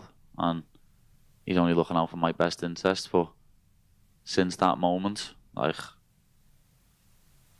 I've had one of the best camps I've ever had. A couple of weeks out. Like, as I say, 4, 5, 6 weeks out, I was thinking, oh my God, this is the worst camp of my life. And I'm going into me, arguably, my toughest fight. But then the last couple of weeks has just been like quality, and I'm looking forward to getting in the octagon again and beating this idiot up. Okay. You obviously had some beef with Jordan Levitt. We all remember the teabagging incident. That wasn't beef. They were kind of flirting with each other. And at the press conference with Tony, you went back and forth with him. Where does Bobby or King rank on the beef list for you? Yeah, probably higher than them all, because 2.5 years ago, when I was sitting with my wife at a show, at a UFC event, he was videoing the back of my head, talking about me, when I probably didn't even know who he was at the time, know what I mean? And he was sitting there videoing the back of my head, talking about me. And then he's tried to come out and say, you mentioned me, Paddy, you talk about me. No, you was more like you talk about me. Talking about me 2.5 years ago, lad, know what I mean? So don't try and spin the narrative now, when you've been wanking over fighting me for 2.5 years. You said that he's been talking about you, but he brought up a video from, I think, a couple of years ago, and you said that you started this by videotaping him and saying stuff, and you're the first person to bring him up. So in your mind, where did this actually start? He's correct. The thing is, the kid was getting a little too brash, you know? Like, I'm a humble guy. I believe in being humble. For some reason, he keeps kind of calling me the cocky guy. He's a cocky fucker. But, like, to me, it's like, I've earned my spot. I've been here for so long. I think I'm here 12 years now, you know, fighting. And not just 12 years where I fight once a year and I hang out and then I come back. I want to get drunk with Bobby Green or smoke some weed with him. He'd probably be hilarious to hang out with, man. He's probably a lot of fun. I don't know about Paddy Pimblett. It seems like he's the type of guy that gets drunk or stoned and gets like all depressed and shit. Like, I think Bobby Green would be a good time. Could you imagine getting fucking stoned with Bobby Green? He looks stoned right now. Back the next year and I fight, like, no, consistently, like, doing. By the way, how about 12 to 6 elbows? They're back, baby. Yeah. The whole grounded opponent nonsense is gone. When is that being implemented? This weekend? Can we 12 to 6 elbow? Is it does anyone know? What is going on? I gotta pull that up after we're done getting bored by this. 4 or 5 fights a year, you know? And so for me, it's November 1st. Why? Is it really November 1st? Why are we waiting for that long? The return of John Jones. They're like, hold up. Let's debut this for John Jones. Give John Jones the 12 to 6. Wow. Why not just let it fly now? Damn, man. It's a little bit different where I've earned my spot. That guy was running his mouth and doing all this barking, and I'm like, who is that guy, you know? Yeah. And then he got into it with Ariel, and he was trying to make Ariel pay him. I'm like, what? Ariel don't pay nobody. Ariel don't pay Conor McGregor. Why do we got to pay that guy? And so he just started like. Does he talk like this in real life too? Does anyone know, or is this just his interview voice? Acting like he was like the big shit, you know? Right? He sounds like a Will Ferrell character. And it's like, man, you don't know, like, I think that the problem for me is like, I call him the spoiled kid, you know, the spoiled kid. Certain kids that don't know that you got the whole house. Everything's been built around you. And I think it goes back for me to like my days where I come from, like, because I didn't have a mom and dad. I seen those kids act like that at school. I'm like, man, they don't even know how they treat their mom and their dad. They're like spoiled, you know? And he acts the same way. It's like he doesn't realize. Oh, shit. Thank you so much, Saturn XO, who became a member. Now, all hail Saturn. He is gifted a membership. Who got it? Justin! My hair doesn't have life tonight. It's not, you know, I'm kind of like slicking to the side, but it needs more life to it, a little more bounce. Gotta hit it with the blow dryer a little bit more. Not enough life to it. Kind of like my persona tonight. Not enough life. Thank you. Hey, thank you, Saturn XO. Appreciate you. Kind of like Joe Biden's speech today. No life. It wasn't good. The UFC's working with him, giving him every opportunity. They're building you. I had to earn it. They had to put me through the fire. I've been forged by fire. They built you, you know, and there's a difference between us too. And so I don't want to talk too much. What did he say? Does anyone know what he said? Going off of that, I think it's my fault. I interrupted him. But if anyone knows what he said, let me know. your phrase was, let's see if he has the balls to grapple me. Do you think he actually will try to shoot on you, or do you think he's, No, he knows better. But the funny thing about that, again, was people saying, oh, he's scared to strike with him. That's why. What are you saying, Free to Chill? I'd never have Jess without the hair. Moss lucky guy. Oh, I think it would. My little dick. My little dick is it's a powerful little dick. I don't need the hair. You just wear a hat, put a wig on? I don't know. I would have, in order to get Jesse, I would have put a wig on. The worst wig I could possibly find. A long-haired wig. A flowy, long-haired wig. Kind of like a wig like this guy has on, like the Ellen DeGeneres type, whatever the fuck this is on his head. I don't know. Get her 100%. Easy. Easy work. He's saying this, he's scared to strike. You don't need hair to pick up a woman. You don't need hair. I know a lot of bald guys that do fantastic jobs. I'm just saying you have great hair, bro. Just kidding. You and Jess are. Thank you, Free to Chill. Thank you. I appreciate you. Moss has a breeding winkle. What? Winky? A breeding winky. I thought that was an L. I sure do have a breeding winky. Just kidnapped Moss from New York. Yeah, but she keeps talking about going back to New York. I'm like, well, we can't afford that. And I don't want to go back to New York. No offense. I'm good. And now I want to come out and try and take his head off his fucking shoulders. But he done an Insta story saying anyone can knock anyone out with a lucky punch, but you think you can do something what no one in the UFC has done. Let's find out and all that. And I was like, sound, if you want to find out, hit the deck and grapple with me. Let's see what happens. Because I know I'll drown him. I tell you what, man, I wish this was a fight night main event, like a 5-round. How do we have Jandy Roba, Lemos, which actually was a decent card, or the Rose Namajunas fight? Why can't we do Paddy Pimblett? I know they just keep on throwing him on pay-per-views, main cards to, get that hype going because he's got the gift of the gab. He's got the following. But man, Bobby Green versus Paddy, a 5-round fight night main event that'd be fire. Well, kind of going off of that, even when you made your debut, like all the way back against Jacob Volkman to now, like you said, you went through the fire, and Paddy's kind of had this rise in popularity. Does any sort of part of you resent like the UFC's kind of putting all this behind him when you've been doing this for so long? That's what I'm saying. That's what I'm saying. It's the spoiled kids versus the cool kids. The real ones. Like, you don't know that he's getting just the door open. He gets a walk. Spoiled kids versus the cool kids. Walk through it, and all he had to do is shut up, smile, and he's got the whole oyster. But somewhere in there, wait, what is he saying? He's got to shut up and smile. He's got the whole oyster. What does that even mean? I don't know. I don't even know what the hell Paddy just said. I'm just here. I'm just in the building. I have no clue what the hell Paddy just said. I need a translator. But he said he has the whole oyster. What does that even mean? I start getting brash. I feel like once you start winning, you can get drunk off of it, where you start feeling yourself and you're like, man, and he starts talking shit. He's feeling himself like, yeah, but somebody hasn't popped that bubble yet. Nobody's burst your bubble and let you know, like, that's a false reality. So he came over here to my side of it. I'm like, oh, there he is. That's that guy's been talking shit. So he said I was scared to go up to him or something. First of all, I was with my girl, and I noticed he was with his girl. And the girl I was with, she's a gangster. She would have jumped in the fight with me and probably tried to beat his girlfriend up or something like that. So it's like, I just knew the situation. That girl was Karen Bryant, by the way. What it was going to be. I was like, nah, it's probably not a good idea. I'm just going to pick at him and just go, hey, Paddy, and I was telling my guys to tag him and something to let him know I'm on his. There's no way these guys were actually upset about this interaction. This is very juvenile, right? I mean, I think they're just trying to sell a fight. I don't think there's beef. I think these guys are just trying to find a way to not like each other. They're just trying to dig for things to like, okay, now this guy's agitating me. I got to beat him up type deal.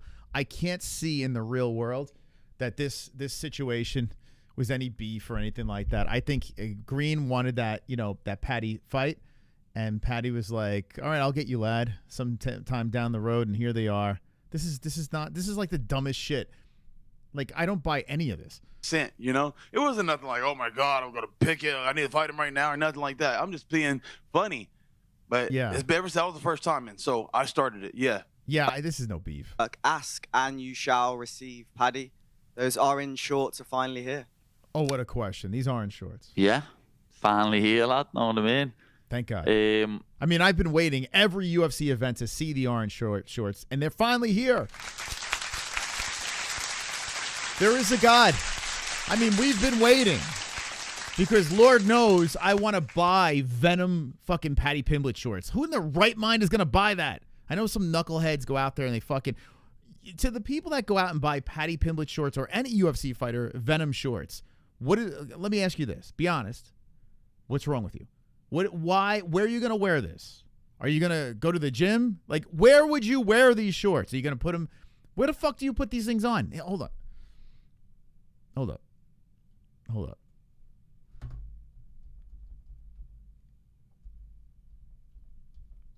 Where? Hold on. Like, this is like a thing. Like, everyone is so excited. See those shorts in the corner over there? Everyone's so excited about this. They're so excited about the fucking shorts. Where in the world would a normal human being who bought these shorts, where do you wear these? Like, in what fucking set? You can't even, are you going to go to a UFC event and show up in these shorts? You're going to go in the gym in these shorts? You're going to, I don't know, fucking take your kids to the fucking school in these shorts? Where is the situation? You're going to, I don't know, you're going to throw these on in cosplay or role play with your wife? Halloween, you're going to wear these shorts? When? In the bathhouse, Ninja Choke? Is that where you're going to wear them? Like, where? Be honest here. To the people that buy, I know, like, I always think about this. And hey, fair play to the UFC. You know, they want to, you know, sell the merch and to the fans. And if you're a huge super fan of someone, you want to support them, sure. But you're not really supporting them. You're supporting the UFC, right? And if you want to support the UFC, go out there and buy what makes you happy. Where in the world? I know the Glove Touch, young man from the community, he buys like this Venom stuff. I don't know where the fuck he wears it. Tell me in the chat. Walmart, is that where you go? You go shopping, you want to push around the cart. You got the fucking Paddy Pimblett shorts on, as Moicano would say. Wonderful. Where does one wear these shorts that are probably, what, $80? Cage fighting thongs, Jeffrey James, okay. I don't own them. I'd wear a loose fit for swimming. Yeah, these, I don't even think you can wear these. I mean, I guess you could, but they would all be clingy and stuff and very uncomfortable. But if they're loose fitting, but you need a net, don't you? Like, how does your junk and everything stay together? You need a net to keep everything, you know, all together. Does anyone do? I think my dad does that. Like, he'll jump in a pool, just shorts on. It's like, what the fuck? Okay, north-south training. All right, I always wondered that. So if anyone's watching the replay, listen, I'm not going to fillet you. I just want to know, where the hell would you wear these? Like, if you buy these. Or do you buy them, try to get them signed, put them in a frame, throw them up on the wall? Okay. I just don't know where the fuck you would wear them. I was slightly pissed off a couple of weeks ago when I got the call from my manager saying, Bobby's picked red. I can't have red. It's like, what? What's going on here? You know what I mean? I don't want to wear white or black. I want to wear red. You can fuck off. I even said to him, tell them I'm Dutch. Let's talk about the color of the shorts. Here it comes, the Chama Ninja Choke with a sexy $9. Here he is.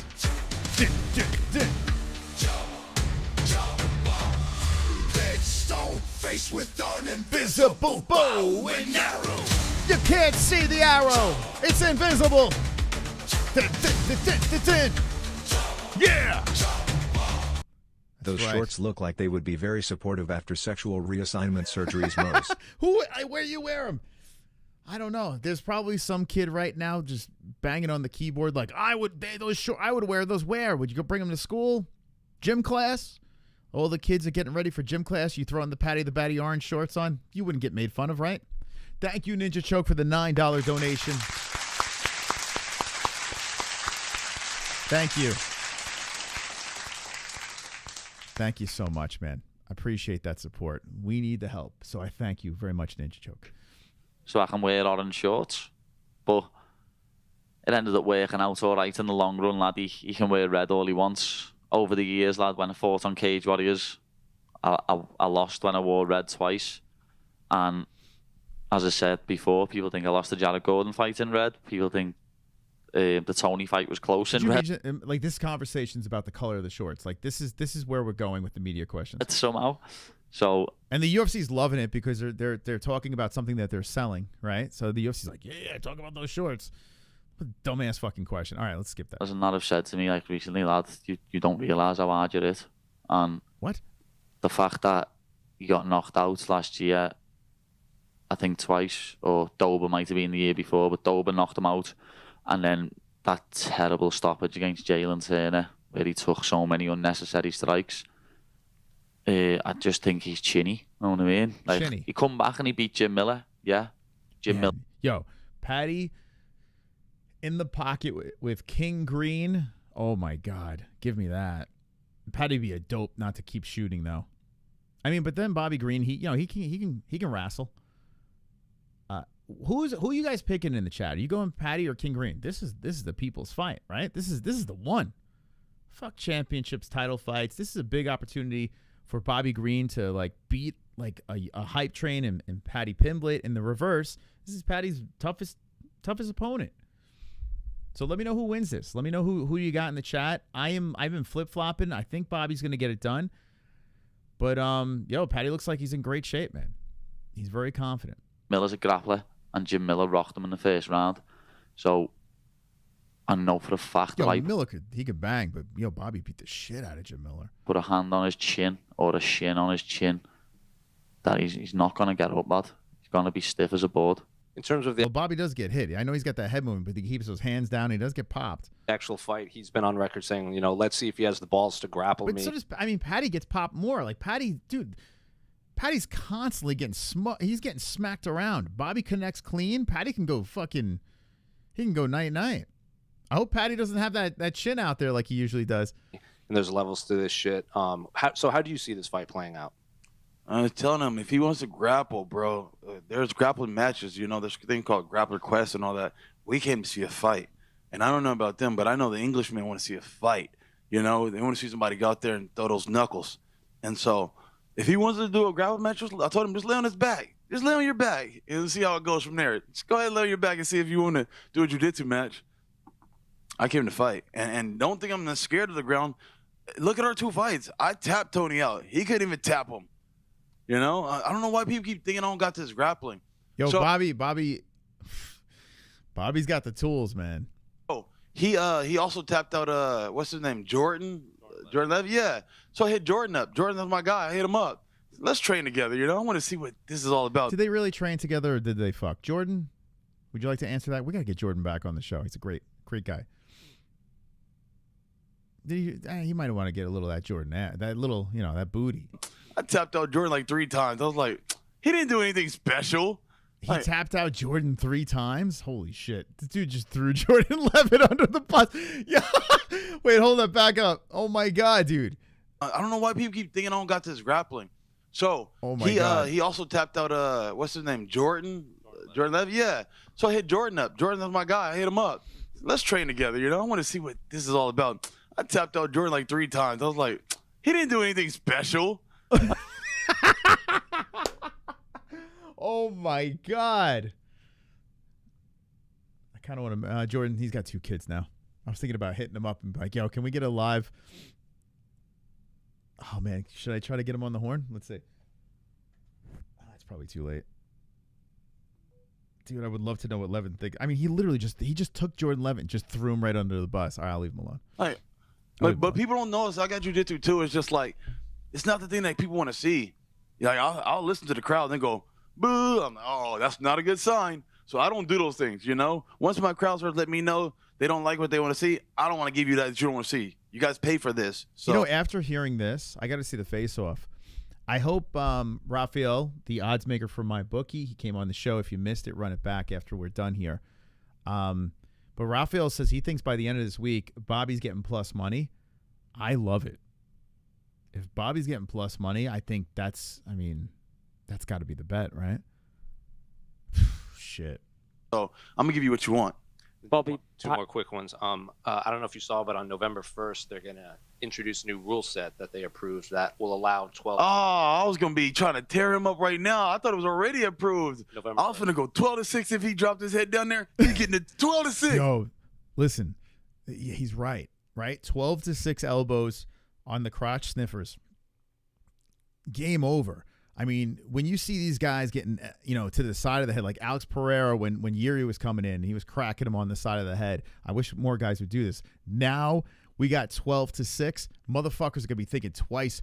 They better make sure that head is like tucked as they're sniffing the jock. They better, or get that takedown quick, because these strikers have a weapon that's going to nullify the fucking takedown, man. People are going to be thinking twice. You better make damn sure, or I guess people are going to be yanking on single legs up high and trying to fucking drag them, because as soon as they shoot in, 12-6 is going to solve a lot of problems. Two more quick ones. I don't know if you saw, but on November 1st, they're going to introduce a new rule set that they approved that will allow 12. Oh, I was going to be trying to tear him up right now. I thought it was already approved. November I was going to go 12-6 if he dropped his head down there. He's getting it 12-6. 12-6. Shit. But I guess not. Okay. They also are redefining the ground opponent, so you need more than just your hand on that. So I think that's all. Two rules that should have been changed, forever ago. November 1st. Oh, okay. Man, I was about to be doing some shit. It's new rules. I tell my buddies, I'm going 12-6 on these guys. I tell you, as much as I goof on Green, how do you not like this fucking guy, man? How do you not like him? Well, I guess I got to wait. And then final one, can I just get your thoughts on the main and co-main? Man and co-main. I like Aspinall. Tom's the shit, Tom's, I feel like the new age heavyweight. Love to see his style, I used to be like a Sergey fan, and he creams. Hold up. I don't like 12-6. My dad doesn't like elbows at all. He thinks no elbows should be in MMA. He thinks it's too vicious. I look at it like this. If there are elbows in the game, 12-6 should be there. They should. It's probably one of the dumbest rules. If you don't like 12-6, then you should probably just get rid of elbows altogether. Elbows are vicious. They're vicious in all aspects. You can severely hurt someone. We've seen some spinning elbows. We've seen elbows knock people out where it's just like when Diego Sanchez got fucking hit with that elbow. We've seen it in so many situations. Wasn't it the Korean Zombie? Didn't Yair hit him up with the elbow? We've seen things that are brutal knockouts. 12-6 is just you got to get rid of elbows. If you don't like 12-6, that means you don't like elbows. That's how I look at it. I feel like it should be together there. It's a vicious thing. Elbows are vicious. But there's so many vicious things. Like the grounded opponent, the game's going to change tremendously because guys, they freaking get stuck against the fence and they're like, oh, I could put my hand down and they're not going to knee me in the head. Of course they're going to take that option. Any normal human being would be like, okay, I don't want to get kneed in the fucking head. I don't want that to happen. So what am I going to do? I'm going to put my hand down. That's gone. That's fucking gone. So I think that rule especially, ground an opponent, is like number one that should have been changed a long time ago. Fighters got to think twice. It's either you go down and turtle up and hopefully they fucking don't beat your fucking head in, or you try to stay away from the mat, But you have the 12-6 elbow now. You got it. That's in the arsenal. So I think things are going to change tremendously. Fights are going to get slightly more entertaining for sure. Because people, when they're shooting for those takedowns, they're going to be thinking twice. Sergey, so I was like, man, I like the way he was bouncing and moving. I'm like, look at his head before he moved like that. So that was dope. Like, he's got it. Now, he understands more fighting to me and what fighting should look like. So I'm going with Tom on that one. I don't pick by what I think. I pick by who I like and who I think is the shit, And then I'm going to go with Leon. Leon, headshot, bang. Let's go. He's probably right on both of those. Those are both favorites, right? All right, so there is that it? Hold on. Bobby, Paddy believes that he will knock you out on the feet. What have you made of his stand-up so far since his UFC debut? He's laughing. See, that guy talks a lot. And the difference is he's got to back it up. He's got to back it up. He was shooting all over Tony. He was trying to sniff somebody's crotch, you know? To me, I don't believe it. I don't believe it. You got to prove it. I tell you what, man. Paddy's in over his head. Paddy's in over his head, man. It's crazy that the line is even. Paddy is, if you're a Paddy fan, I get it. Like, because the guy's very interesting. He's fun. He's fun to get, amped up for. All his fights are interesting. Either you're rooting for him or against him. It doesn't fucking matter. He's interesting. But Bobby Green is going to get his hand raised on Saturday. It's going to fucking happen, man. Don't worry. I won't jinx it with a bet. I won't. I will not jinx it with a bet. I'm not doing it. I'm not going to do the Drake. I'm not going to jinx it. But I love Bobby in this fight, man. I got to see the stare down, the face off, all that stuff. I'm assuming tomorrow is Thursday. Oh, is there a press conference tomorrow? Wait, what the fuck? Were we Wednesday? Shit. Is there a press conference? I might. So hold up. I think there is, right? Damn, I got a UFC 304. I got so much shit going on tomorrow. Oh, damn. Is there a press? There is a press conference. Fuck. 304 pre-fight press conference. When is it? UFC 304 pre-fight press conference. Shit. 12 hours tomorrow. Damn. 10 a.m.? 10 a.m.? I didn't even. Oh, so I guess the UK. Yeah, it makes sense. Can I squeeze it in? I got to get out of here. All right, guys. Thank you for stopping by. If you missed the odds maker for MyBookie, run back the stream. I want to thank everyone for stopping by. Thank you for the donations. Appreciate that. Thank you for the memberships. I appreciate all the members in the chat. Thank you to the guests and my sponsors, MyBookie.ag. If you're going to place the bet, use promo code MMA-HOLES. And Dubby, shout out to Dubby. If you're going to watch the pay-per-view 304, link in the description down below. I did not know we were live for 10 hours, 2 hours and 10 minutes, but I got to go. I got to eat something. I'm hungry. So thank you guys for stopping by. If I missed your comments in the chat, in the comments section down below, let me know what you think. For the algorithm, hit the like button as well. And don't be an a-hole, be an MMA hole. Good night, guys. Hey, MyBookie.ag. MyBookie.ag. Place your bets. Win big at MyBookie.ag. Use promo code MMA-Holes at MyBookie.ag. Win big at MyBookie.ag. Tell them the MMA-Holes sent you.